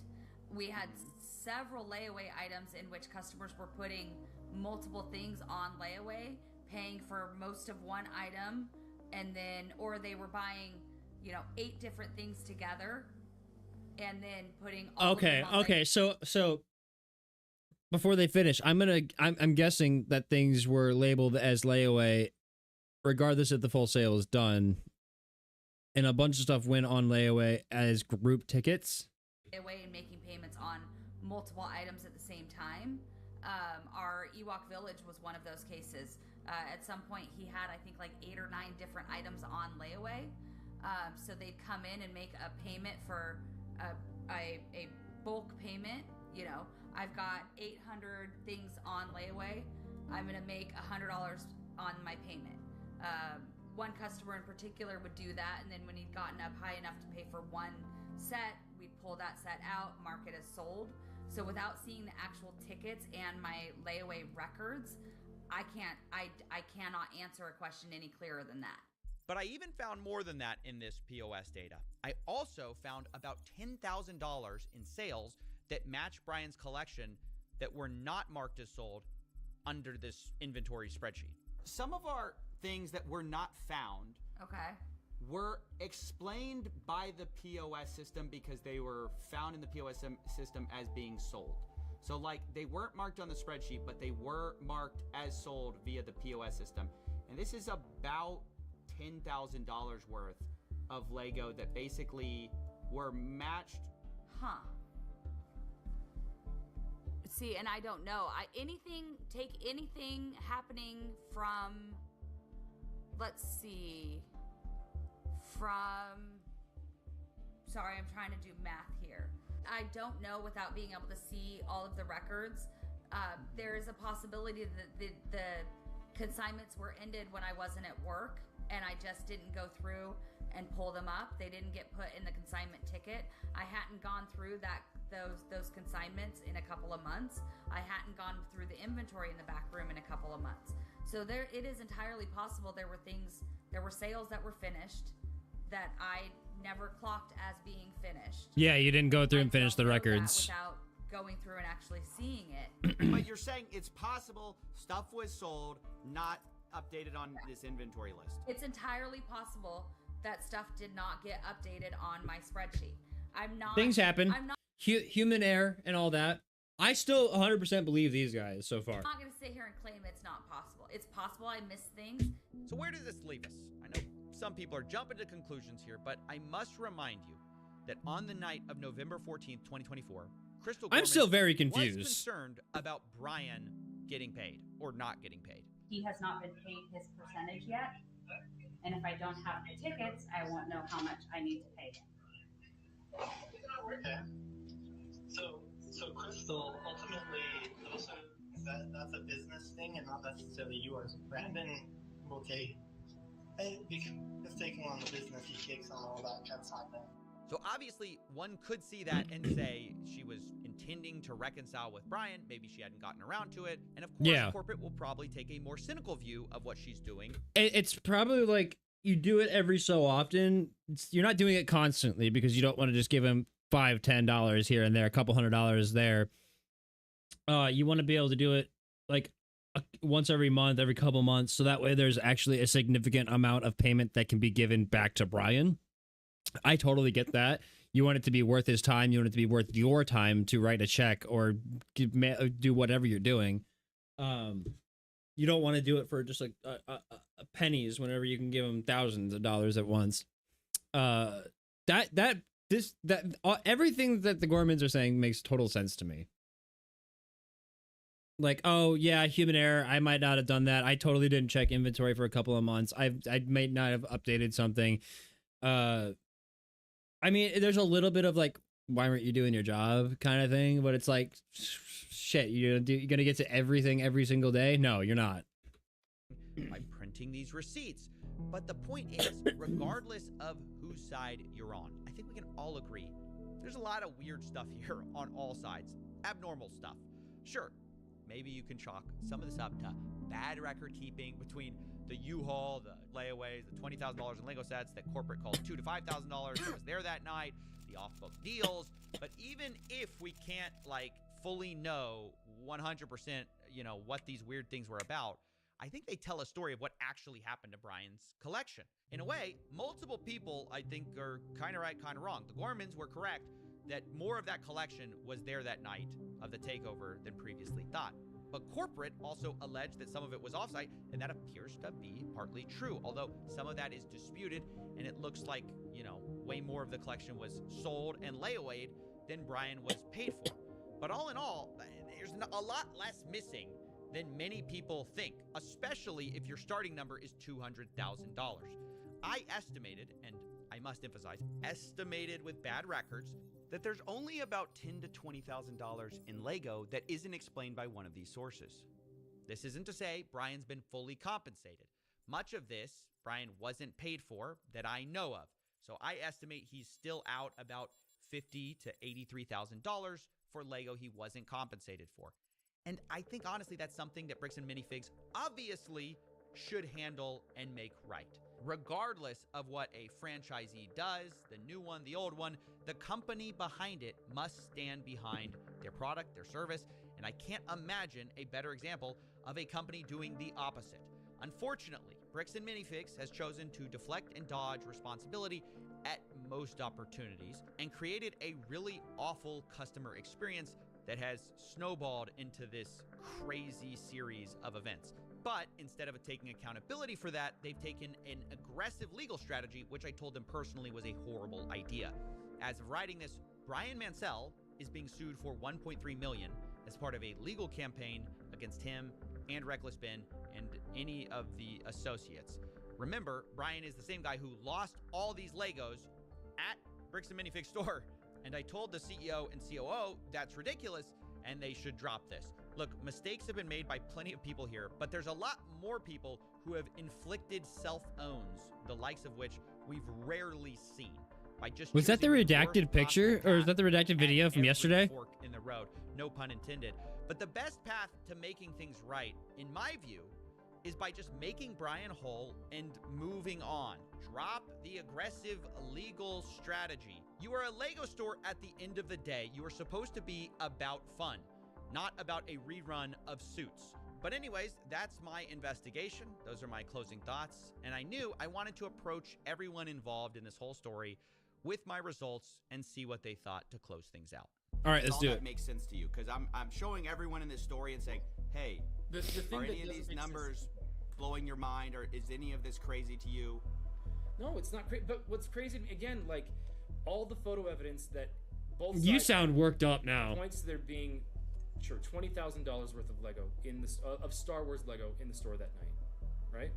I don't know, man. I'm just like, can people understand maybe why there was some confusion and why there was some hesitation when somebody comes in and says, hey, you owe me $60,000 worth of product in Lego, and we go, we don't even know who you are.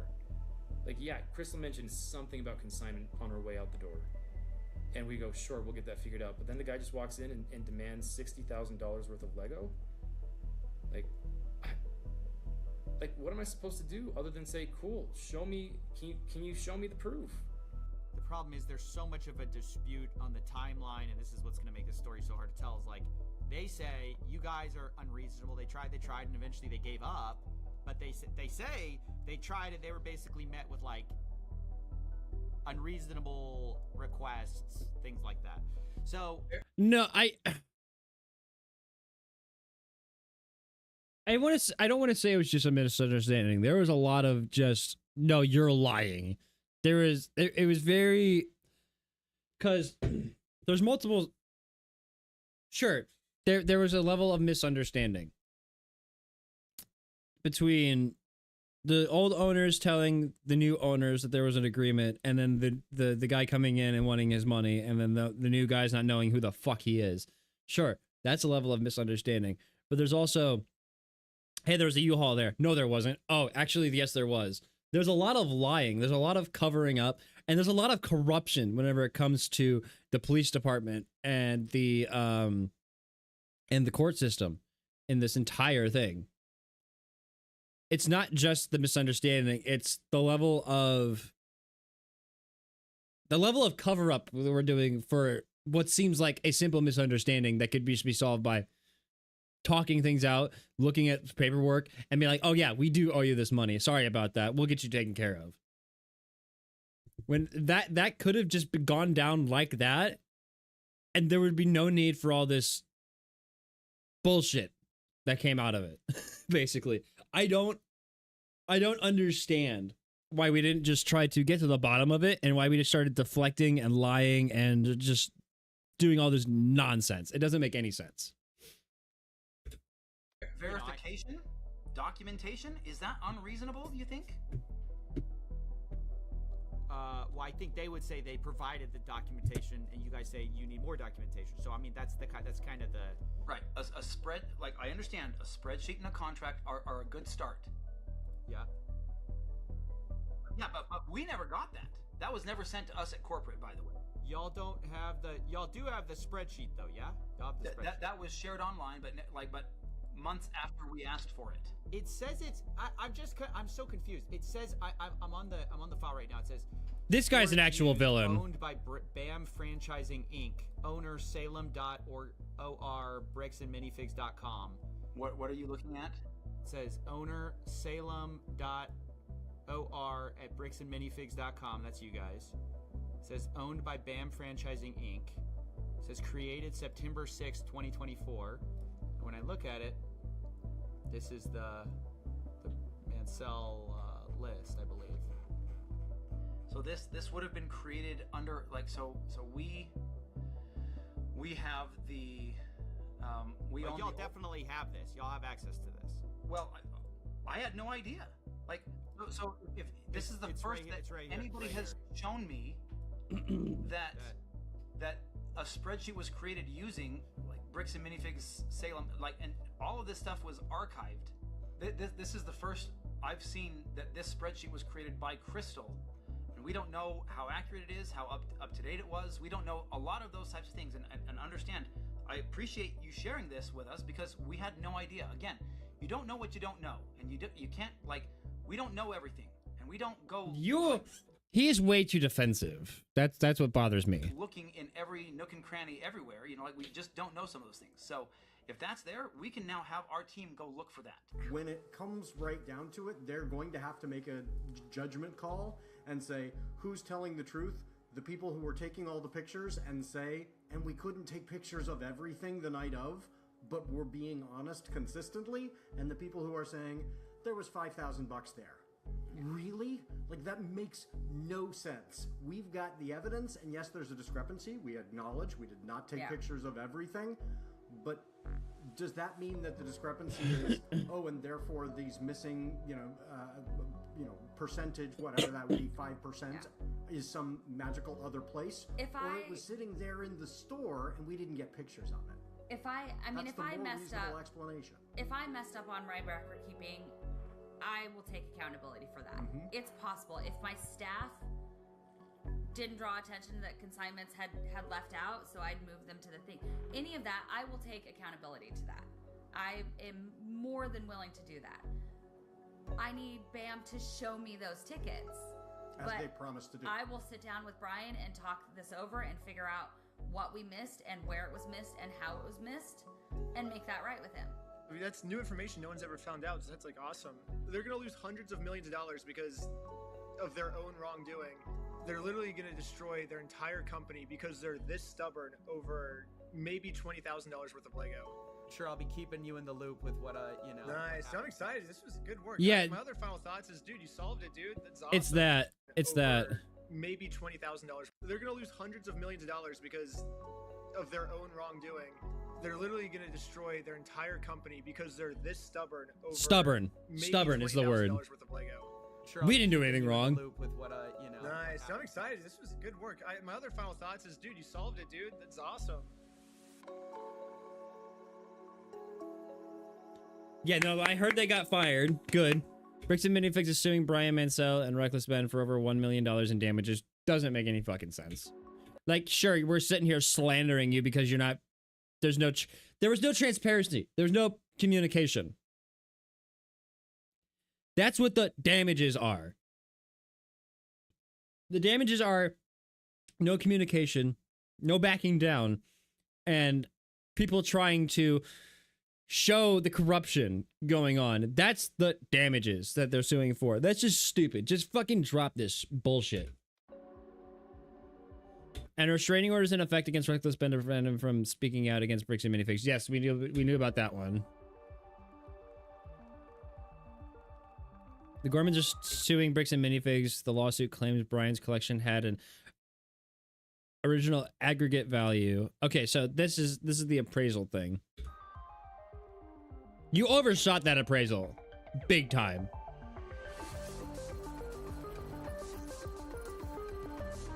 Just wow. Just wow. This entire thing was just a big misunderstanding and nobody communicated properly. Is what it fucking comes down to. And now the corporation is refusing to back down. And just being stubborn and being like, nope, we're suing. Nope, fuck you. Drop the fucking lawsuit. You fucking tools. Jesus Christ.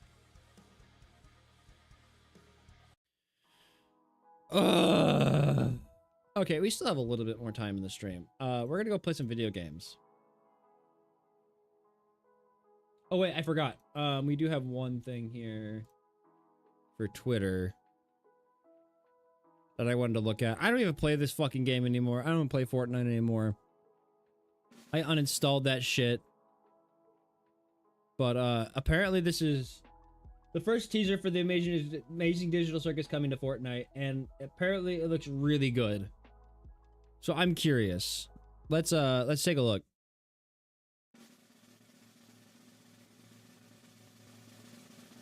Welcome to a very special circus announcement. It is with great pleasure that I can finally announce... Is this gonna be the Fortnite thing? What? Who told you that? I don't know. I just feel like it makes sense. Right? Plus, it would explain why Jonesy has been here the past 2 weeks. Oh, I was wondering what it was. Aren't I a little short for Fortnite? Any more questions? Have they brought Damn. back shockwave hammers yet? Why do you care? You're not going. What do you care? You're not going. Oh. That's okay. Oh. You can still hang out with me. Oh, yeah, they need a pickaxe, too.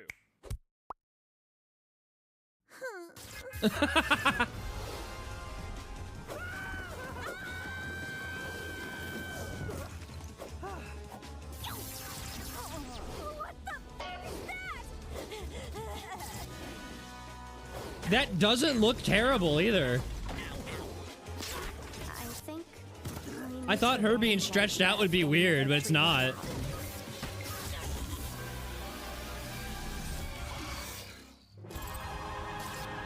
That doesn't look terrible. That doesn't look terrible. I'm gonna admit it.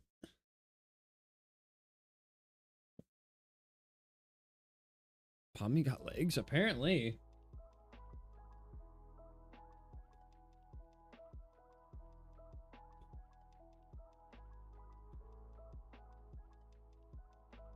Okay, I forgot about that part. But yeah, we got some gaming to do. We're gonna do a run of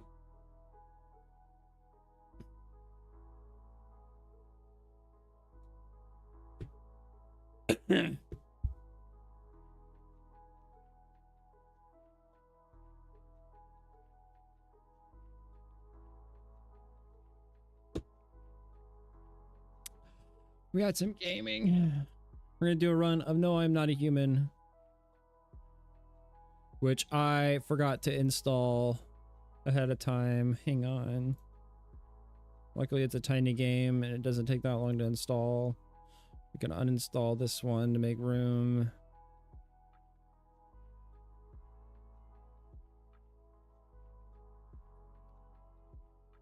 My bad. I knew I was forgetting something.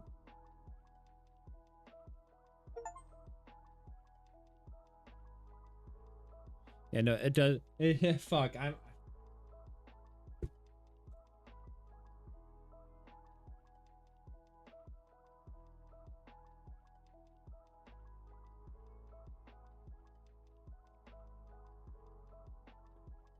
Might have to play Fortnite just to capitalize on the fucking Amazing Digital Circus stuff when it comes out.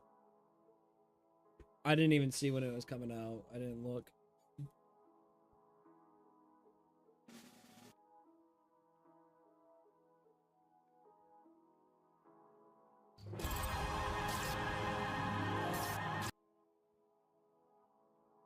It doesn't say when.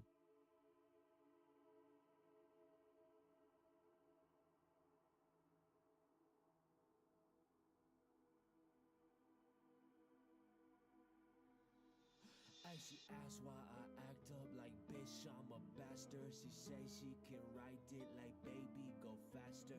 Heard it like to act hard, but they not good. Alright, let's do this. Let's play. No, I'm not a human. So this run is gonna be the first one I try to actually get to the basement bunker. I've done several other runs where I play the game properly, I do whatever. I let everyone in on my second one. I want to let no one in on a run too, but I think I want to try to get to the bunker and then go back to let no one in.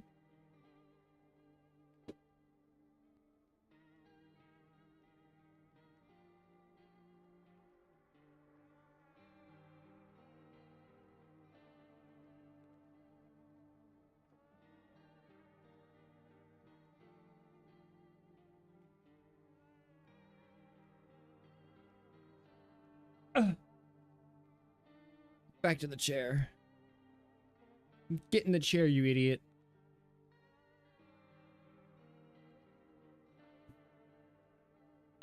Also, more from Triosk. We're going to be playing all their games. Violent Horror Stories. Oh, there's a demo called End of Despair. I'm definitely going to have to play that. I didn't see that there. Violent Horror Stories, the anthology. Was the game they made before No, I'm Not a Human. It's got a very similar art style. This looks completely different though, so I'm going to try it out. They also have another game getting ready to come out called... Oh, wait. Did it come out?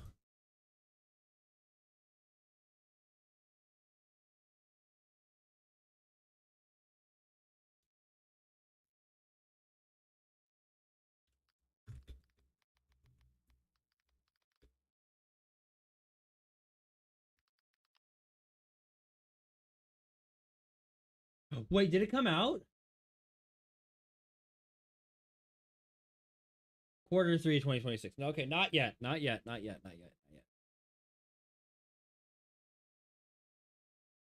Not yet.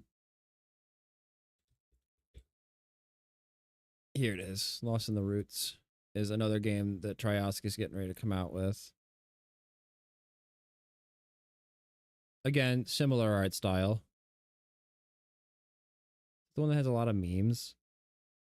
What? Violent Horror Stories? I don't know about that. Oh, No, I'm Not a Human. Yeah, this one's got memes in it. This one's memey. Sorry, I was closing a tab. All right, yeah, we're gonna run a new game. Ah!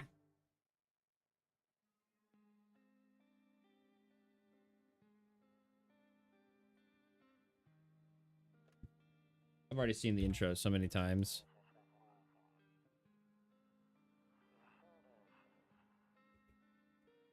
But it won't let me skip. Oh, wait. Yep, skip it. Skip the intro. We don't need the intro. Okay, here we go. Hey, neighbor. Long time no see. For a reason I'm getting a little worried about you. Something real bad seems to be heading our way. Just got off the phone with my cousin. She told me the news is saying something weird is going on with the sun. It also said that there are people coming up from underground. They're calling them visitors for whatever reason. Creepy stuff. Visitors? Yeah, that's what they're calling people from underground. God knows what they're calling them that. I guess it's because they're visitors to Earth, or the surface at least. Or maybe it's because they're going to try to get people get into people's houses. My cousin told me that being home alone is dangerous, so I came over to make sure you don't end up hurt or worse. How's your wife and daughter holding up? Don't worry about my family. good a good friend of mine is staying with us right now. He's looking after them while I'm here. Great, let's continue this conversation in the morning, then I'll see you in the kitchen when you wake up. I'll see you in the morning. Okay.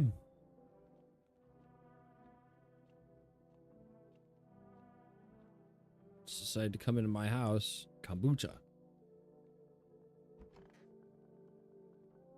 Go to bed. Night night. Breaking news. At 6:28 a.m., there was a powerful emission of energy from the sun. This burst of energy was far larger than scientists had predicted. As a result, temperatures outside have reached critical levels. This government has since declared a state of emergency. We ask that viewers refrain from going outside during the day. Up next, something lighter. Ballerina's dancing. Sleeping by the nightstand. Too many bad memories. He said he's in my kitchen. He's a chill dude. So it's all true after all. Well then, everything I said makes sense. Don't go outside during the day, and you have to remember to let other people in. Other people in. I get that. I know you might not be crazy about having company over, but you have to let them in. My cousins don't know why we can't just bunker down by ourselves. She mentioned that if anyone comes and asks you if you're alone, say no and tell them someone's in your house with you. I hate dealing with people. Same. I know it won't be easy for you, but you've got no choice. It might be the only thing keeping you alive. And who knows, they might even bring something useful or share some interesting information. And don't forget the tests and signs of being a visitor. You won't have much energy during the day with this heat. So choose who you want to test carefully. You'll have to take a real close look at strenuous, draining work. But don't worry about chatting with people that you won't take up any energy, so talk as much as you like. Anime memes. Oh. Okay, yeah. I know how to play the game.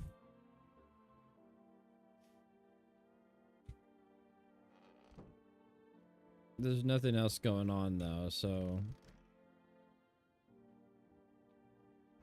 And no one comes during the day. So basically there's a bunker under here. There's a door right there you can see. I'm gonna try to get rid of all visitors that I let into my house and not try to have any in here so that when I go down to the bunker we survive. Oh, that's right. I gotta crack a beer so I can go to sleep.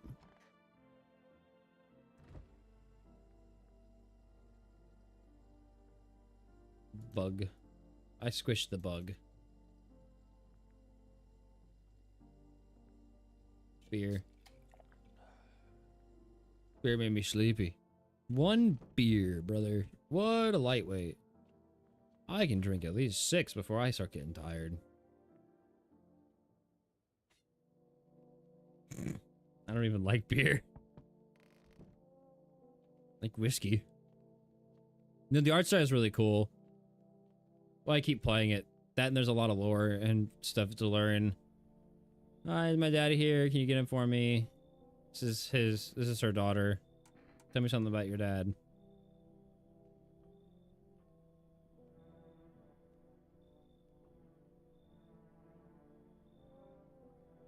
I tried some of that beer style. That is gross. Yeah, beer's not very good.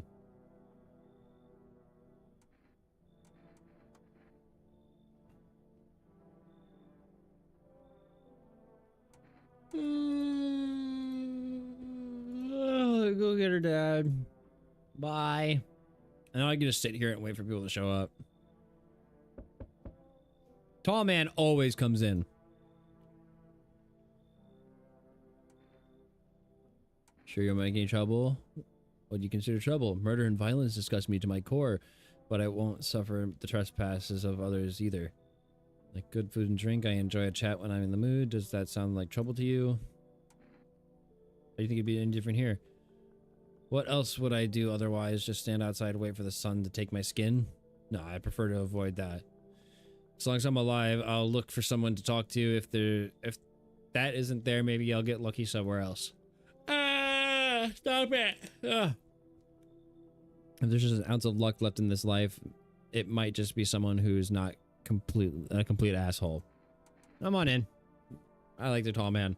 Like you trusting people doesn't amount to a hill of beans these days. I appreciate your trusting me, perhaps even a lot. No, I should probably promise anything. I think I'm gonna get at least 3.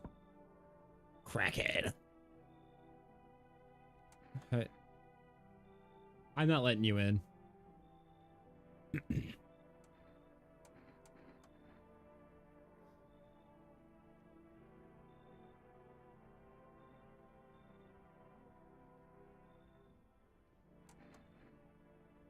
You get out of here.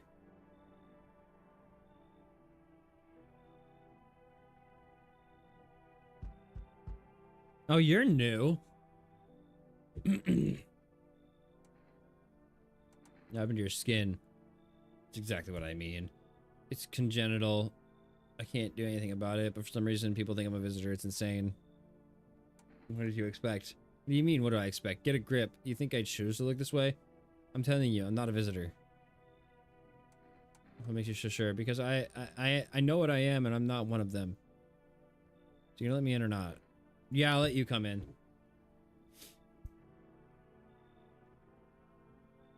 No one else is coming tonight. Okay, so what we do now is we go to bed.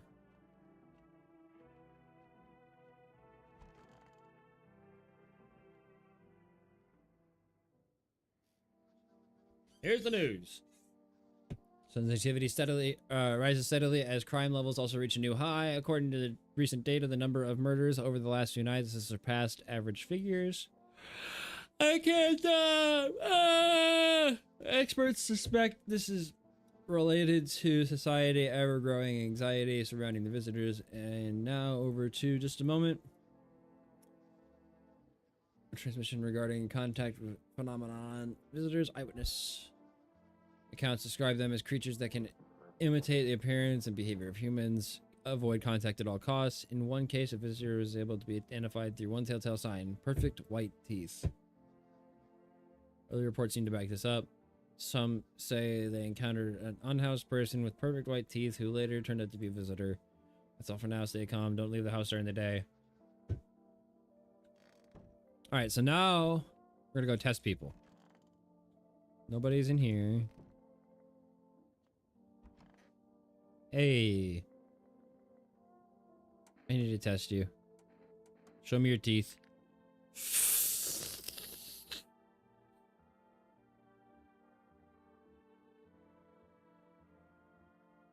Yeah, I am. Yeah, I am. You're dead. Yep. Oh, you were not a visitor.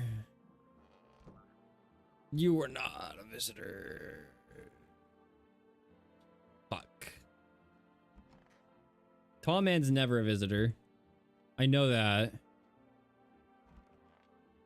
I believe he was the only one I let in. Yep. So that means I gotta go drink a beer to put myself to sleep. Hey, dead guy. Sorry about that.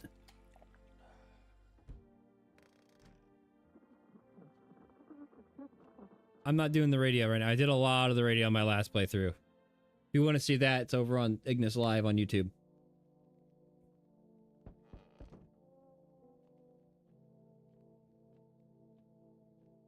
The video is called I Let Everyone In. Oh, you're new. I see your humble abode is the furthest one out here, child. I believe it'll suit me just fine. Suit you for what? Lord have mercy. Am I speaking plainly or not? For hiding away, my child. I wish to stay here. And since you're speaking on the matter, allow me to inquire as to your amenities. Do you have holy icon? You do have holy icons, I assume. I also require complete silence for prayer and contemplation. This isn't a hotel. Well, thank heavens. I would have never figured that out had you not informed me. I'm simply trying to find out if your hovel is worthy of having my humble self. I cannot abide filth. Yeah, real humble. Is that so much to ask? Yeah, I'll let you in because you're new. Then I don't know. There, much better. Oh, howdy, my lovely wife and I are looking for a safe place to weather the storm. Would you mind if we crash here for a bit? Only if it's no trouble, of course. What if you're trouble? Well, I guess we could go and look for shelter somewhere else. My old lady's exhausted, though. She needs a little rest. Can we stay for just a little while? If it's not too much to ask, I mean. Can your wife speak for herself? Of course she can. Honey, will you say something? She's really just tired. I'm sorry. Maybe we could talk together another day. If we ever meet again, of course. Right, darling? Forgive me, I should not be pushing you like this. Come on in.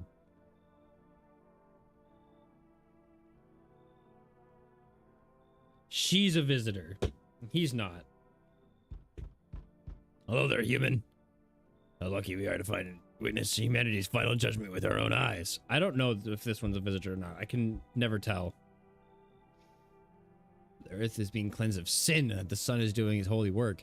We are on the path of to a pure new world. Behold the fucking beams of blessing. You're scaring me. You're scared? Have you gone shadow mad? Here, I'll break it down for you in simple terms. The sun does not burn and broil us alive without purpose. It's cleansing us of our sins. Our lust and greed has polluted this world, and it's angered the sun. This is our reckoning. And it is a blessing. All sin will end, and we shall live as righteous fucking ashes under its gaze. So, we have to die? Quite the contrary. Our sins will be purged. The sun itself may even cease to be, but we shall live. I don't think this guy makes any sense. The icon, I can finally the great journey can commence. No! There'll be no more death, no theft, no greedy fucks who refuse to sell me what I want for a fair price. Can you imagine it? Do you see why all this is happening? Come on in. Yeah, you beer. Oh, he likes beer.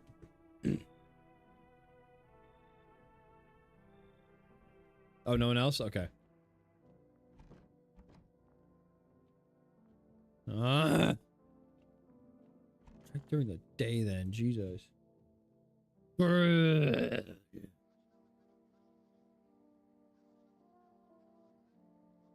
So, where's the new thing? Oh, fuck FEMA. Dirt under the fingernails. Okay. I decided to climb up through the dirt. Nobody in there.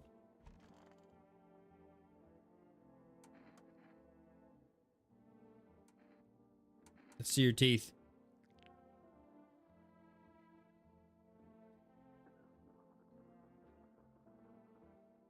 I'm gonna test you again.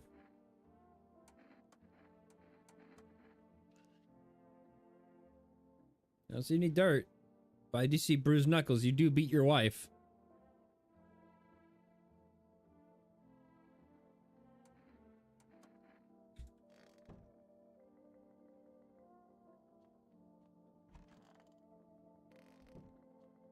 I'm pretty sure this guy's okay.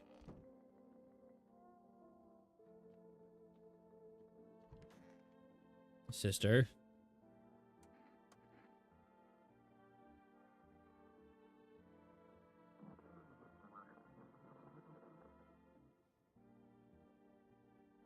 I wish I could test her. I should have saved one. She's gonna kill the tall guy. Damn it! I fucked up. Oh, nobody died. Nobody died. Cool. Howdy. I'm not letting you in. Is your door nice and sturdy? Never know what might happen to it. You understand. I've got a gun. Delicious! Despair gives courage to the coward, doesn't it? So, you alone? No, I'm not alone. It's your lucky day. I can hear someone whispering inside. But who knows where they'll be in a few days? Okay. What the hell? Oh, what the fuck? Oh, there. Hello. Oh, here. Lean on me for a bit. You maybe have room for us? Your friend's sick. She's my sister. She's depressed. She can't walk or bathe on her own. Sometimes even getting her out of bed is a challenge. Getting out of bed is a challenge for her, but it's okay. She'll get better someday, right? She's not really in the mood to talk right now, but she finds some strength. Finds the strength to speak up sometimes. Aren't you tired of carrying her around? Please mind what you say. Yes, it can be draining, but I could never abandon her if that's what you mean. We both left our parents' house together. All we have is each other now. Yeah, I don't recognize these guys. You can come in. Should be 2 more. So we meet again. This guy carries over from different playthroughs. Remember, things were a bit different last time we crossed paths, yet we remain alive. It's a strange thing. I don't know how to explain it. I'd like to start a conversation with divination. Tell my fortune by choosing a page in this book. Where should I open to? Open at the end.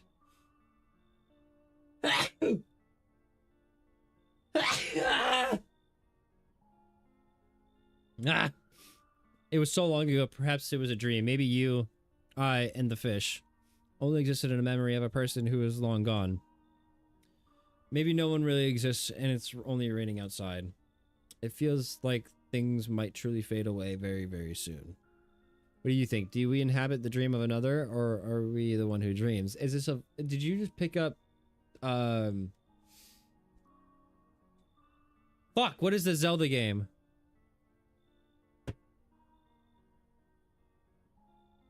The one with the dreaming fish.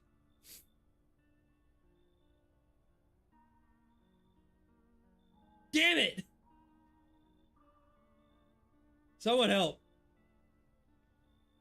There's a Zelda game where you're in like the wind fish's dream?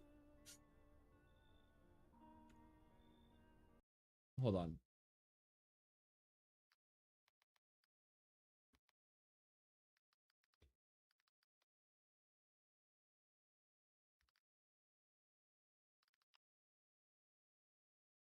Is it Link's Awakening that I'm thinking of?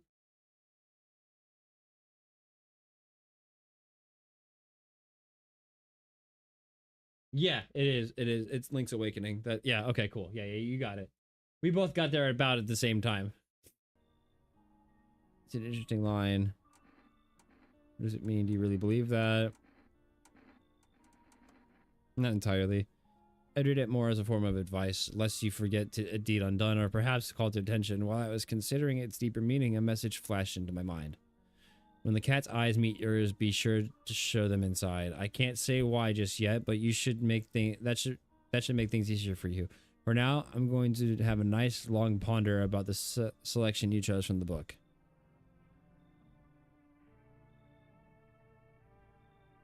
Is that it?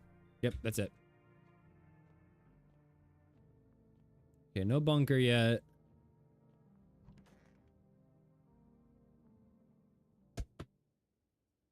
Oh, somebody died.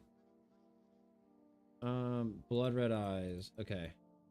This one's blood red eyes. Who died? Nobody in there died. Who died? Who killed the old man?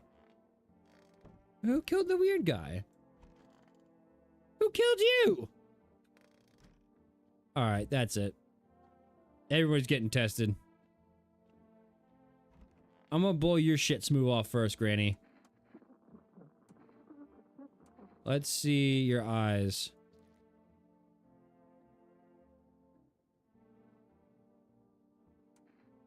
Leave you alone for now. Let me test the depressed sister. This is the end.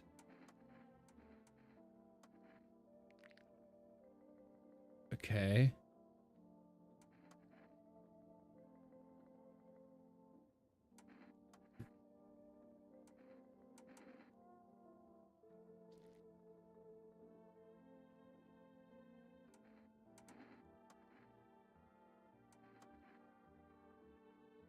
I need to kill her.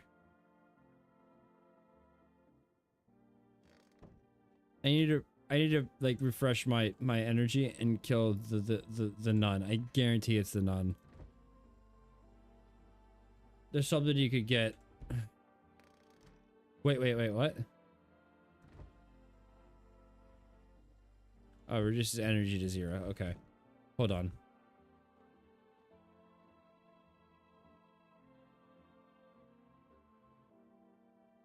Fuck. I need to kill the nun.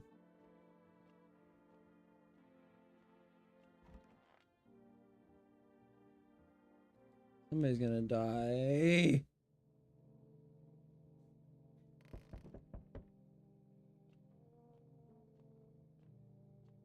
Please let this be the kitty. No. Why should I trust you?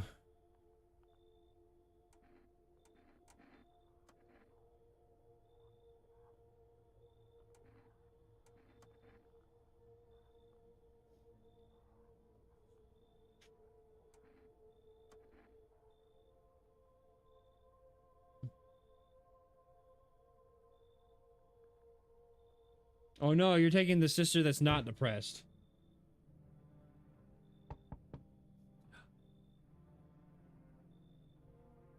Whatever you say, lady. Whatever you say, lady. Hi, let me in. They killed my daddy. Oh.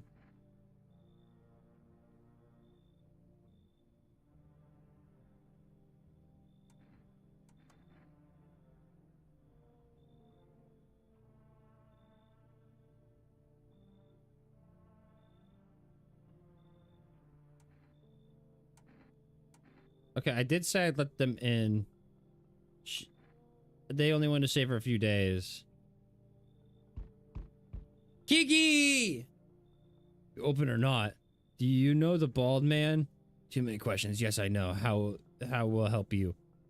Who are you? I dance ballet. Can you tell? Someone send you here? Don't think so. Why matter? Prove you're a person. 2 arms, 2 legs, 1 head. Not enough for you? Did I pass test? You open or no? Come in. Because the cat's got to come in.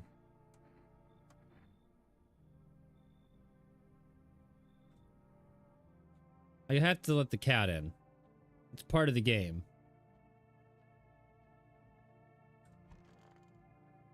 But I can still go test her, and if she's a visitor, blow her shit smooth off. Oh, somebody fucking died.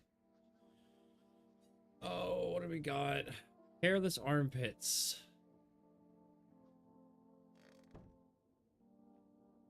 Oh, see, there's the bunker. All right, let's do this.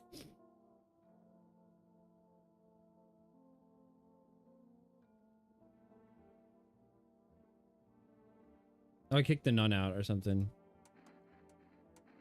Let's see here. Oh! Okay, well, unfortunately, you're not a visitor. At least I don't think so.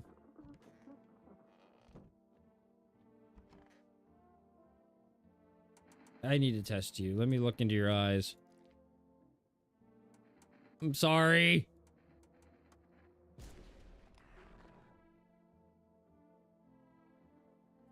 Well, she wasn't a visitor today.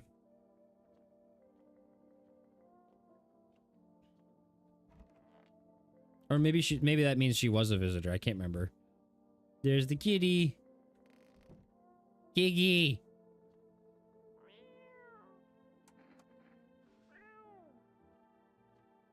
Giggy, giggy, giggy, giggy, giggy, yeah.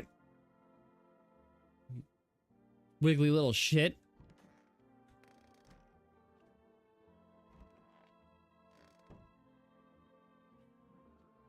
I'm pretty sure when they come out in bags, they're actual people.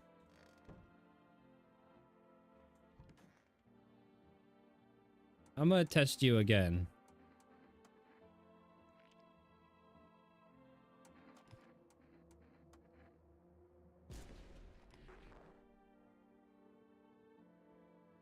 Oh, I blew her shit smooth off. Jesus. Okay, I think I cleared out the visitors. We're gonna go into the bunker, I think.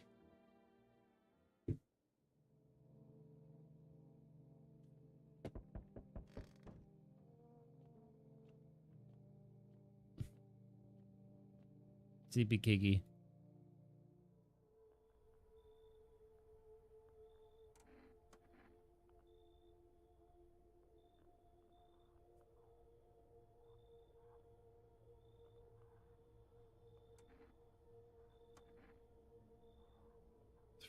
demanding, yes, will allow them time to rest. If you're unable to immediately transfer a suspected visitor to a quarantine zone, issue them a mandatory appearance slip. Okay. So you still hold up in there, I see. What'd you think of that guy, though, in the suit? Just doing his job. Times are rough lately. Just one thing after another, am I right? Maybe the suits will restore order, or should we take matters into our own hands? I can't do anything. Yes, I know. What can any one person do in the face of disaster, cosmic calamity, death? So, you alone? I'm not alone. Still scrambling to survive with this in this new world, are we? Why? Dogs rule the world now. Only dogs survive here. You understand what I mean, yes? Things will never go back to the way they were. Life's changed. You're falling out of rhythm. Next time we meet, things will be interesting. Wonderful. The cat's with you. What to do with the one who brought it is for you to decide. Good. I blew her shit smooth off. Why did you ask me to let someone with a cat into my house? A powerful entity awaits the cat's approach. It is thanks to she that my eyes reach far, but even I do not see it all. One thing is yet clear, though. Something wicked this way comes. You cannot halt it. Perhaps they will mention it on the radio. Will you listen? I already listened. What am I supposed to do with that information? Nothing. I've already said too much, but for 2 days yonder testing pertains doom. Halt your scrutiny until the third sunrise. If you do that, my guidance will continue. Maybe it'll bring you peace, or at least help you move on. I hope to see you soon. Hey kid, how are things holding up in your neck of the woods? This guy's not new.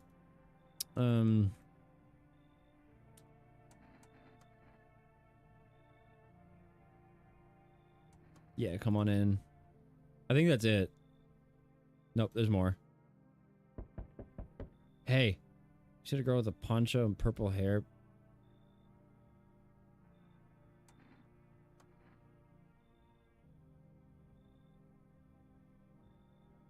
Looking for his daughter. The second I find her, they're leaving this place.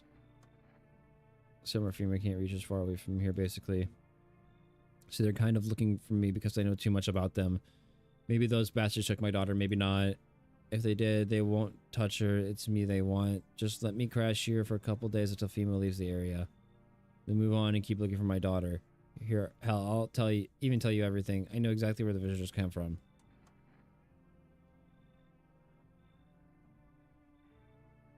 I don't trust him.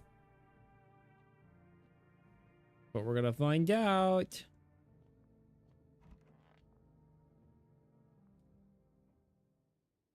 Smells like someone died. Oh, come on, man.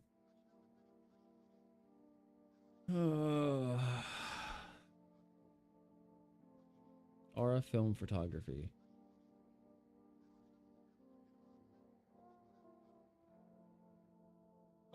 Buh. Buh. No, not the tall man. You.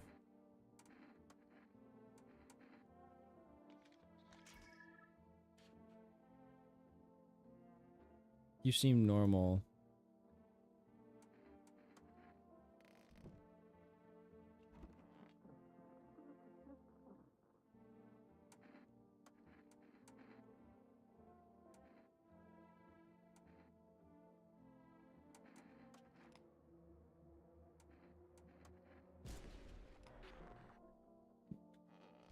I am nailing the visitors this time around.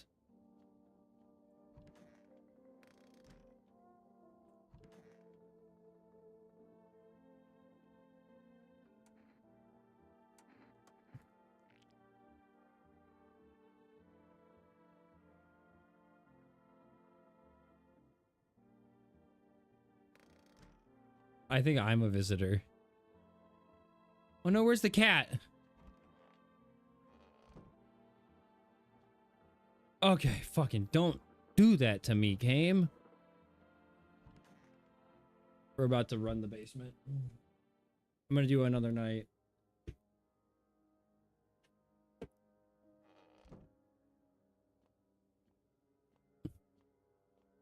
Nailing them all about check out. No. Oh wow.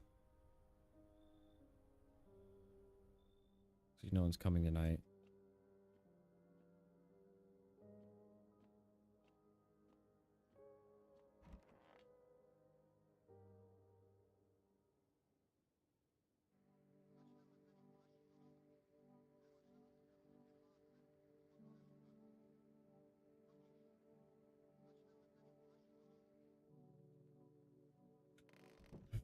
Wait.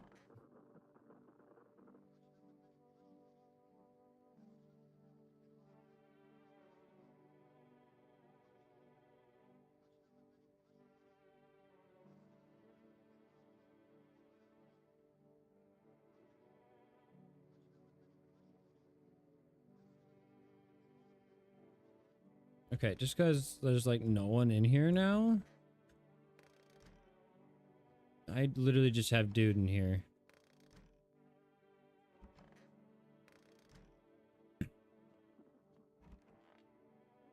I'm gonna run a test on myself. So I forgot I could do that. Eyes look fine.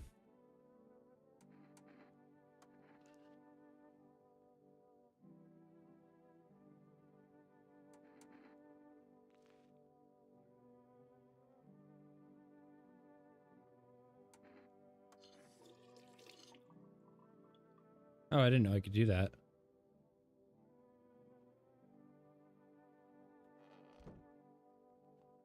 All right, let's do one more night because I think we got one more night. I know how to use the fucking radio. I just saw it shaking.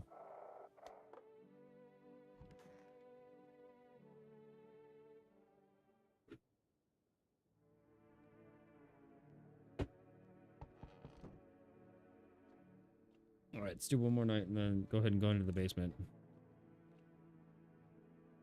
Yo, Amogus.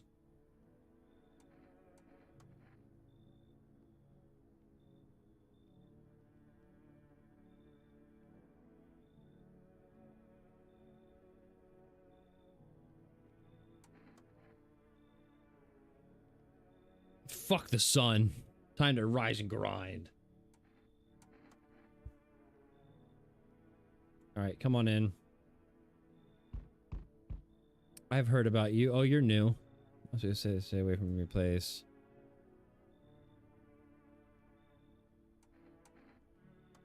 Surviving here is no easy feat. You don't let the visitors take one thing. It's rightfully yours. Life. I couldn't just pass by a place like that. I think we see eye to eye. You and me need to be able to survive no matter what it takes.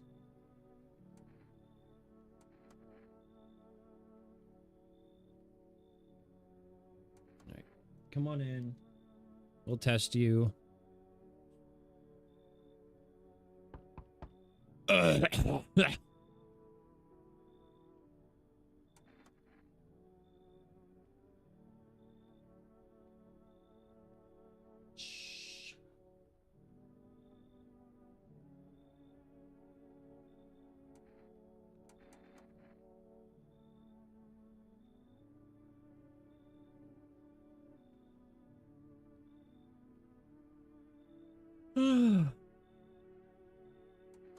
Come on in.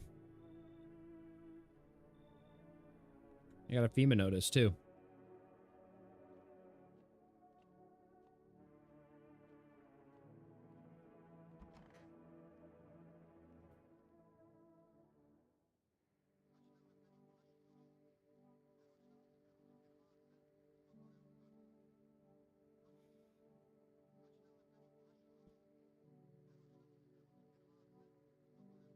Oh. Silence is the harbinger of death, a sinister quiet that drains the soul, but worse than the emptiness is the ringing. A distant funeral knell is knowing, growing over ever louder. The bells toll for us, filling our ears with endless din. Filthy thoughts caught in webs of wax, an infernal nest where visitors thrive, tangled deep in the sticky substance.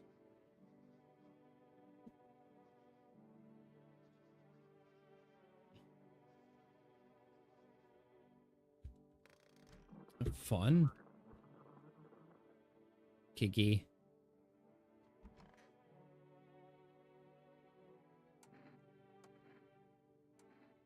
Let's see your teeth. Okay.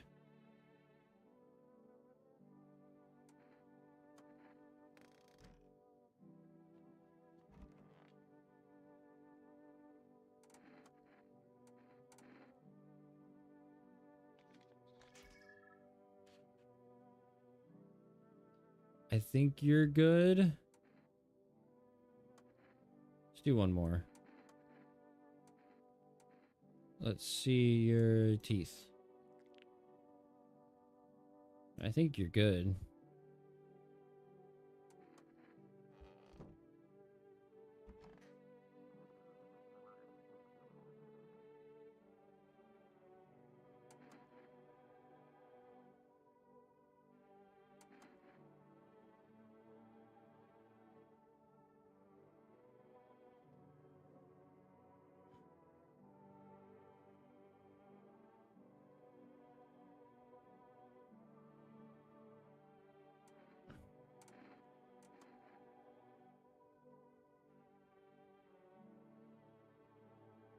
King shit.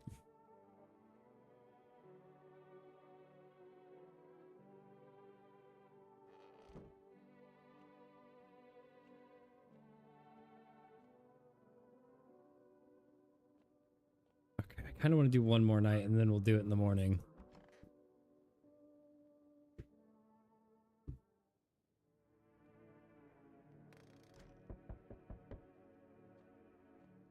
Nothing from the TV. Hello, I require more test subjects. The sooner we get them, the better.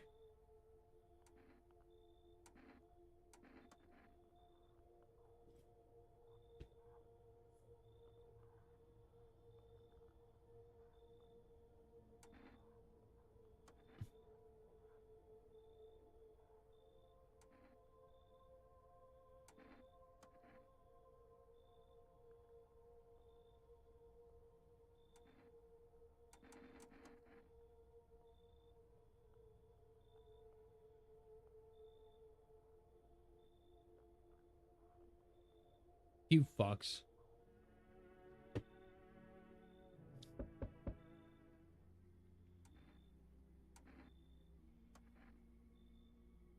This guy.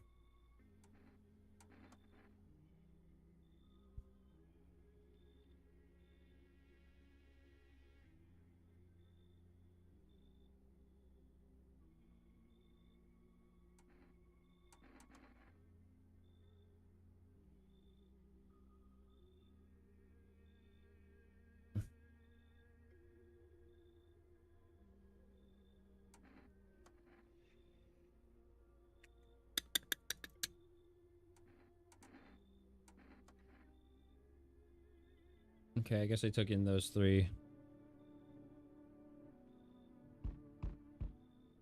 Keep your distance, huh? Good, that's that. Improves your odds of survival. Fuck this guy. Unless you're a visitor.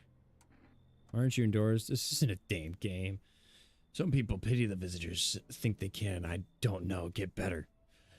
A couple of days pass, they butcher everyone in the house. Then they run off and do it all again. No justice. I don't hide. I am justice. I bring order.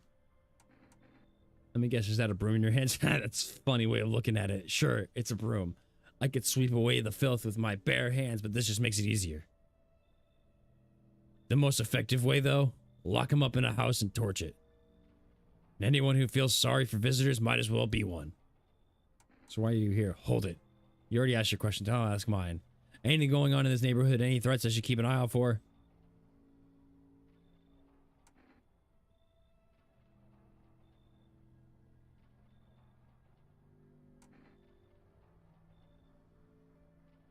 They know what they're doing.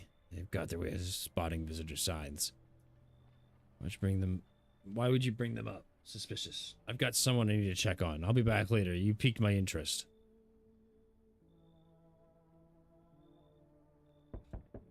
Hey, pal. Oh, you're new. So I'm kind of knee deep in shit right now. Mind if I sort of laid low here for a little bit? What happened? I was trying to go for that Kind of. That was my goal. Just put a little bit of gruff in your voice. Where do I even start? I'm a cabbie, right? So I was driving this passenger and then, well, you know how it goes. Turns out he wasn't who he said he was. Now he's not here, and neither is my car. Ain't exactly paranoid or nothing, but he was a visitor. Kind of caught a glimpse of in the rear view and saw those billboard white teeth, you know? Don't think twice, just drove him to FEMA. Big mistake. They sort of wanted to haul me in along with whoever I brought him. So I bolted. I can't even go home now, you know? Just those sneaky jerks are kind of waiting for me. Come in and I'll test you.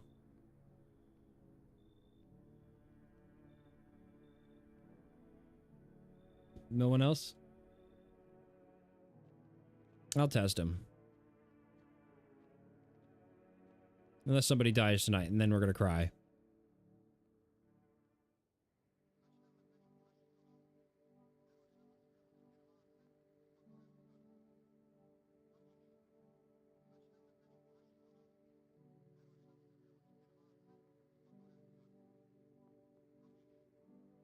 Bleeding gums.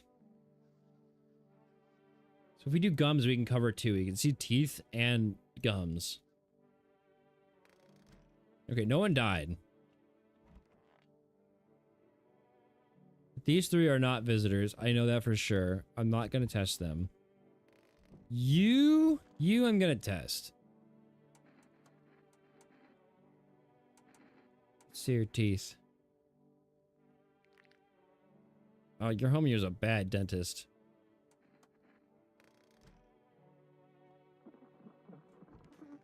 Oh, Jesus.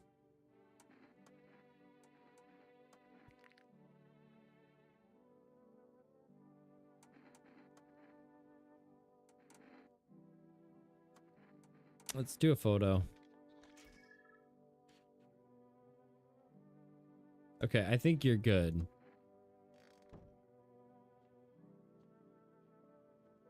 All right, let's go.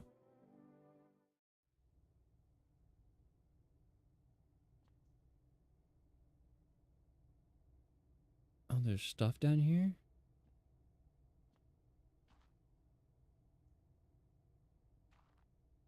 I thought that was this was an ending.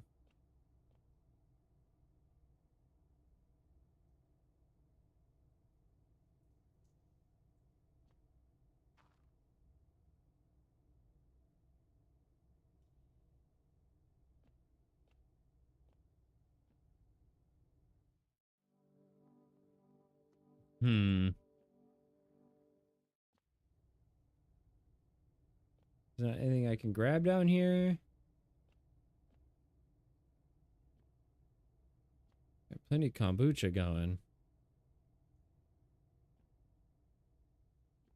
Okay, let me do this then. Let me save.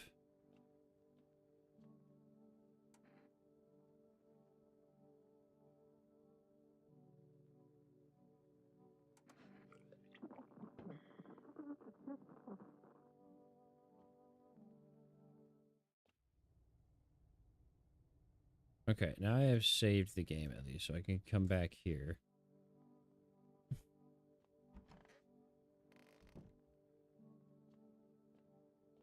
All right, let's go.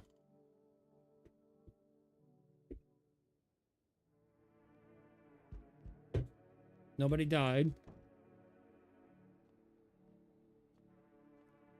Even though I think it shows me deaths when it transitions to morning. Hello, resident. I'm in a bad fucking mood. I apologize in advance. So many jackasses out there. I hope you're not one of them. You're one of those things, are you? Good question. Must have noticed that there are two camps of people right now. One camp of all fucking sadists, worse than any visitor. They do whatever the fuck they want. They put a gun to your head. Just watch your corpse hit the dirt. The other camp are all dumb cattle. You can walk all over them and they'll thank you for showing them mercy. And both of them pissed me the hell off. Let's get you someone up. Don't take it personally. Just all this shit with the sun and now the fucking visitors. It feels like humanity is right here in the casket next to God. I'm just angry. I just wanted to lead a normal fucking life. I wrote music. No one has any use for that shit anymore, so I'm just trying to not become part of either camp. And I won't know. I won't beat anyone up. Turn my anger on myself so no one else has to suffer. Obviously, he beats himself up. You feel that? Change is haunting you, and so am I. And now one of your ilk is deathless. All because of a word, a single word, but what a word it is. You know what I mean, yes? Strange things happen around you. I don't care. Detached, are we? Don't even care anymore. Let's fix that. If there are at least 2 of us inside your house, you'll open that door for me. I don't understand. It's simple. Let's give it a try, but first, you alone? No. Well. Even we are a rare sight now, let alone your kind locked in their walls. Change isn't worse than you. Change isn't the worst thing coming for you. You don't think I lead the pack, do you?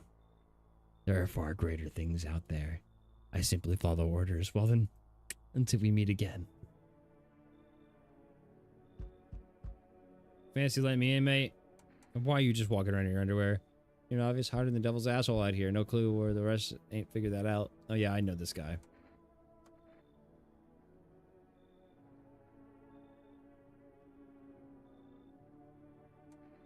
Sure.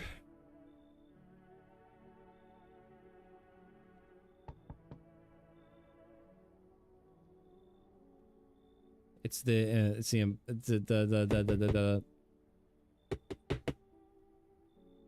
imposter thing from the Mandela catalog.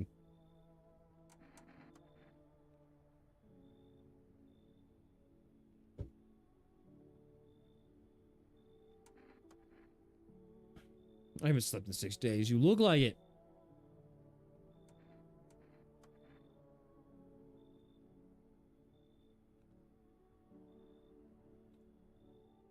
All right, yeah, that's it.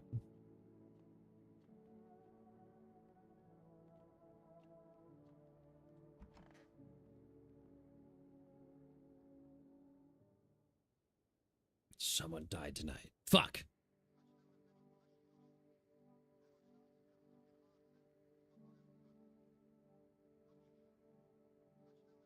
Skin irritation.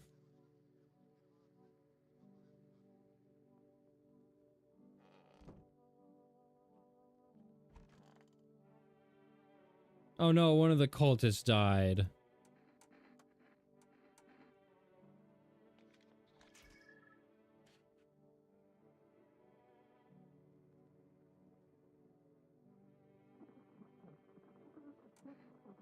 I'm gonna leave you alone.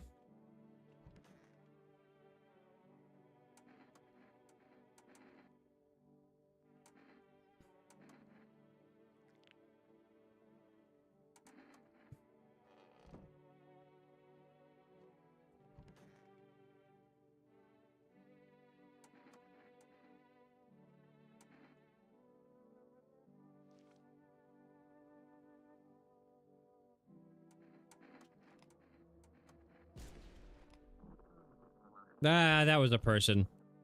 He did shave his armpits. I'm an asshole.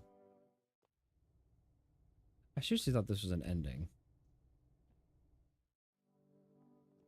I might be an asshole for that one. That was my first actual person.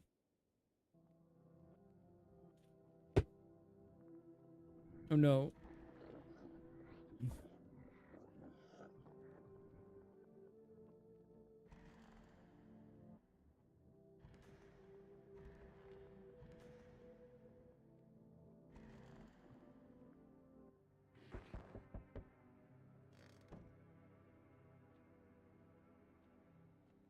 I can't enter any of my doors.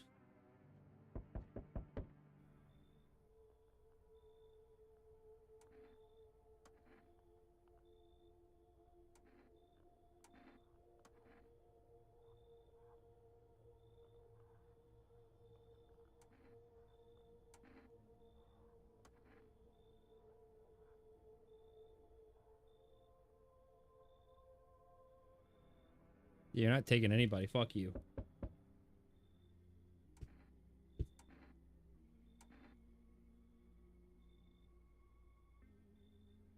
kind of.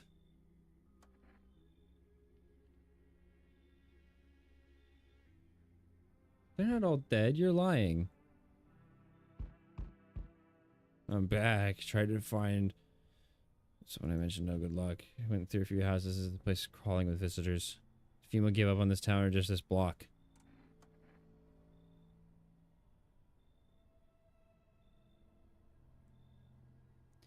Stocky guy wears blue denim jacket. He's got oh.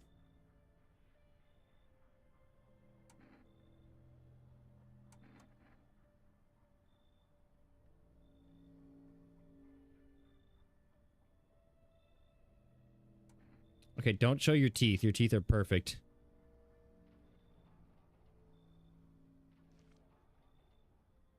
You're clean. That doesn't mean shit. Those freaks can fake it better than I can spot. No signs, lucky you. Now get your pits out of my face. I've got bigger problems to deal with. I'll be back.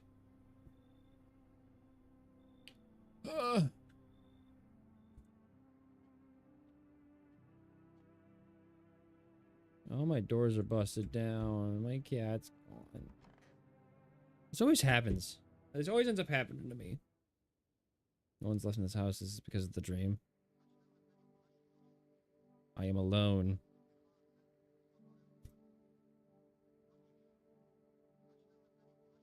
Fungal growth in the armpit area.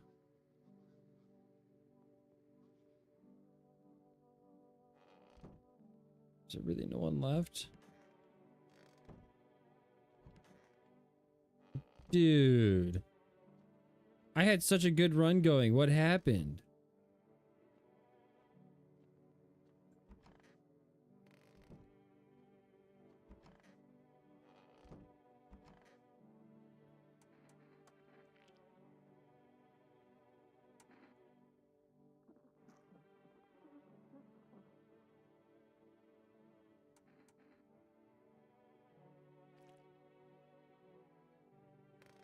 Okay, I'm good.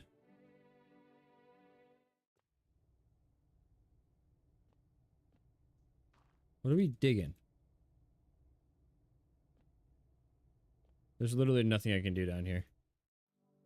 I thought that was an... wait, is the cat even gone? No. Okay, no, Kitty's still here. At least you're still here. My friend.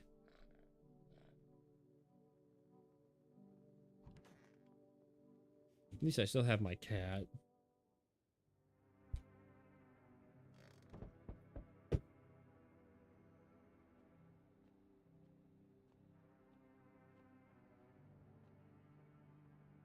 Yeah, help me.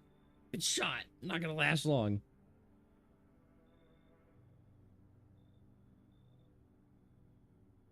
What the fuck?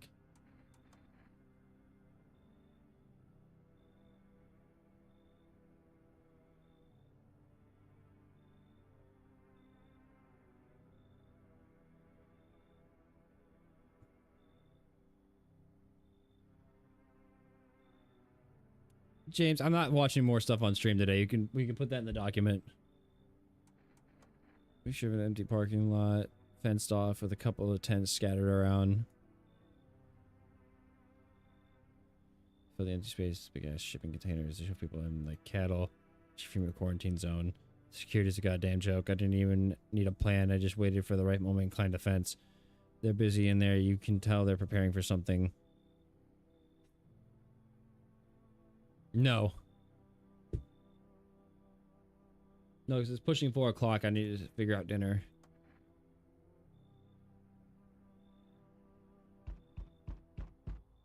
You told me this would be our last little chat. Everything's coming to an end, either by your hand, either by our hands or your own. What do you mean? I'm telling you what I was told. That's all. Do you feel it? Death creeping closer and closer. It's breathing down your necks already. Why do you keep coming here? You only just now thought to ask that? Have you considered that you were chosen? They send me for a reason, to change something, but the outcome's always the same. You'll die. If not today, then tomorrow. If not tomorrow, then later. You will disappear. But for now, you let any of us into your home?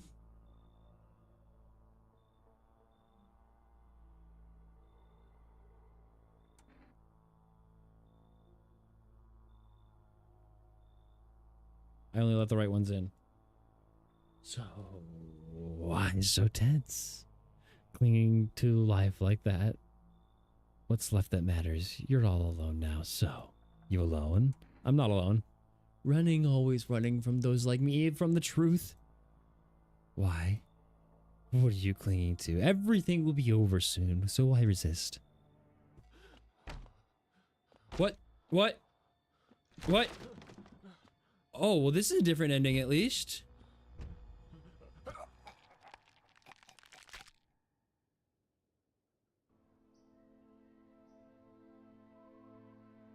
Yeah, that was a different ending at least. Damn. Even days later, the house remains empty. Everyone avoids it like a dark omen. More rumors swirl than the number of those who ever called it home.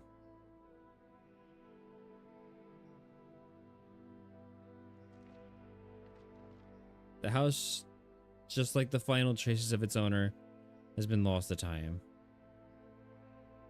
No relatives ever come to collect what was left behind. The homeowners simply vanish as if they never existed at all. Everything that belonged to them is lost, worn away, or forgotten.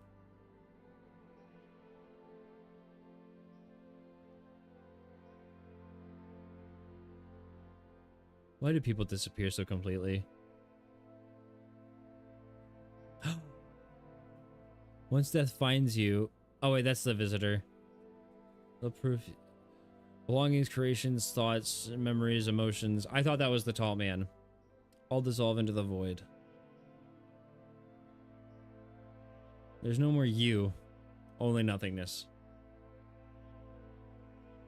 As if you were never a part of this world to begin with.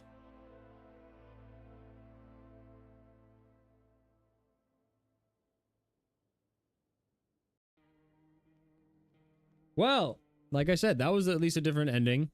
I figured out that one guy who comes around with a gun, I figured out how to deal with him.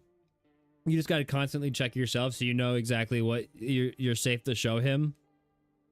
That way he doesn't instantly kill you and you show him your perfectly white teeth. No, I've never had that one where he busts through the door and busts your shit off. So I'll take that. I'll take that over the bunker because I haven't figured out how to get into the bunker yet. I thought that was... I could just do that whenever when I had the people I thought were safe.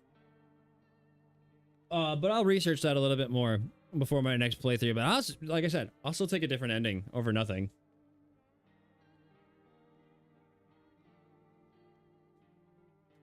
Ugh.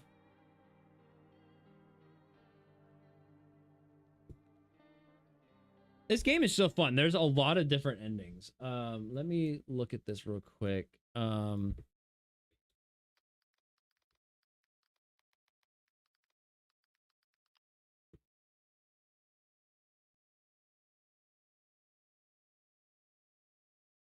There are 11 documented endings.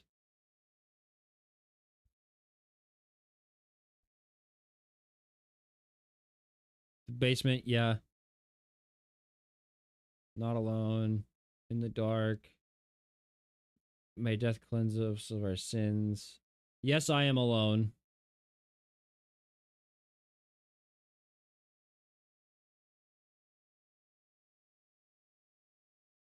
Oh, I didn't think I did that. I thought I told him that there were people in there with me, so that was my mistake. Okay.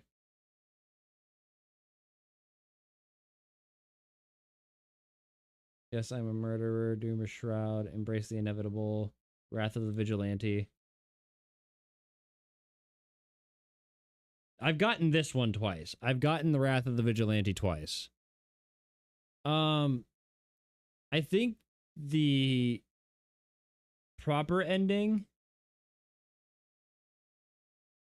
on the 13th day of the month before boarding up the windows on day 14, the player must ensure that only humans remain inside the house. The player needs to keep at least one human inside the house, as being completely alone will lead to the in the dark ending. Okay, so there's an ending where you go down there by yourself. There's an ending where you go down there with visitors, and there's an ending where you go down there with people. So I think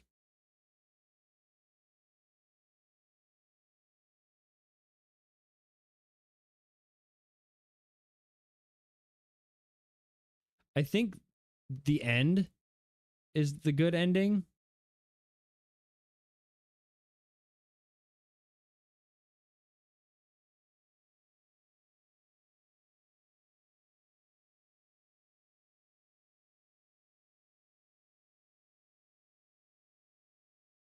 Oh, I could have shot one more person and probably gotten this ending too.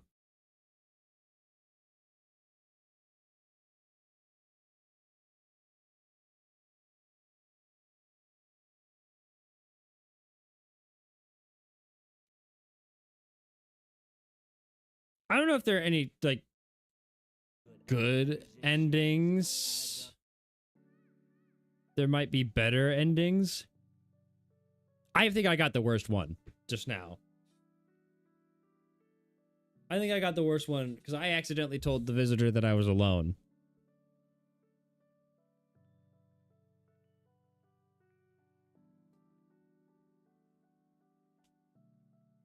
It's not, it's an end of the world scenario, apocalypse kind of game. It's not supposed to be happy, I guess. But I mean, at least in the ending, the end, you at least go down and you survive with other people for as long as you can. And I guess that's better than some of the other stuff, depending on how you feel about it.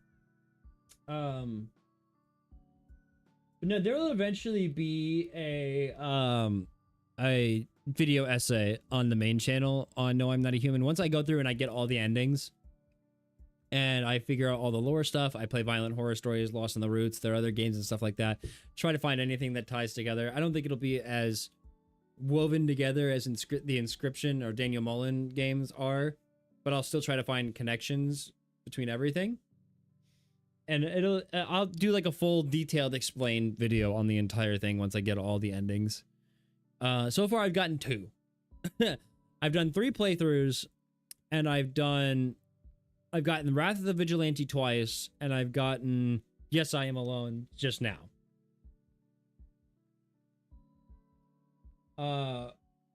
We'll try to get through all of this stuff. Like my goal is to get through all these get through all the endings. And we might have to do a few more streams, or I might do some recordings offline and just go through and just spend like an entire day tooling around with the game. This was not going to be the first video essay I do. The first one I'm going to be doing is Midnight Walk, which there will be some stuff coming up here soon. You see it on the schedule that Fee is coming up soon. That is the first additional game I need to play for the Midnight Walk video. I could see their anime memes.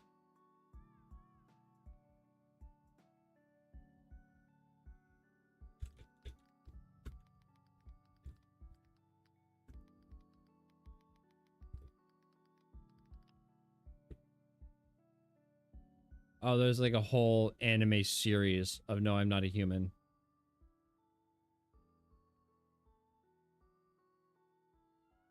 Oh, I see it now. Oh, fuck.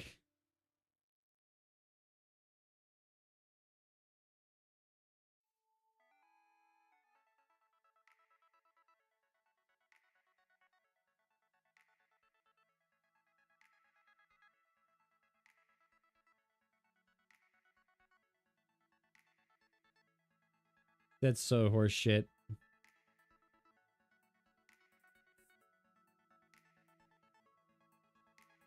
That's all AI, but that area of this game, I'm more invested in this game than I appear to be, since I've done such infrequent playthroughs. But now that I'm like, oh, they keep adding more they keep adding more people to the game, so there's more options for who's visitors, who's not. So the game gets more and more complicated too as they do updates for it. I really like this. I'm gonna do a full dive into No, I'm Not a Human and Treyarch as a whole, and we're gonna find some really cool stuff. Like I said, I don't think it'll be as interconnected as the Mullenverse with Inscription, the Hex, Pony Island, and all that. But I'm gonna at least try to find, hey, look, this art style is the same. They carried this character over, or they carried this name over, something. I don't know. There'll be something in the previous works. I don't know about Lost in the Roots, but we'll definitely include that in some capacity. But I'm gonna go ahead and end this stream here. Thanks for watching. Thanks for hanging out. Thanks for sitting through the drama with me as well. And yeah, I will see you guys. I might do a stream on Saturday. I'm not 100% sure on that. You guys will see it in the Discord. But if I don't see you on Saturday, because I gotta do the Look Outside stream that we missed. But if you don't see me this weekend, you'll see me on Wednesday next week, and we'll pick up Look Outside then. If we play Look Outside this weekend, we'll be playing Mouse PI on Wednesday, because that game got bought for me, and I'm gonna at least give it a go because it looks really fun. So anyway, I'll see you guys later. Thanks for watching. Bye.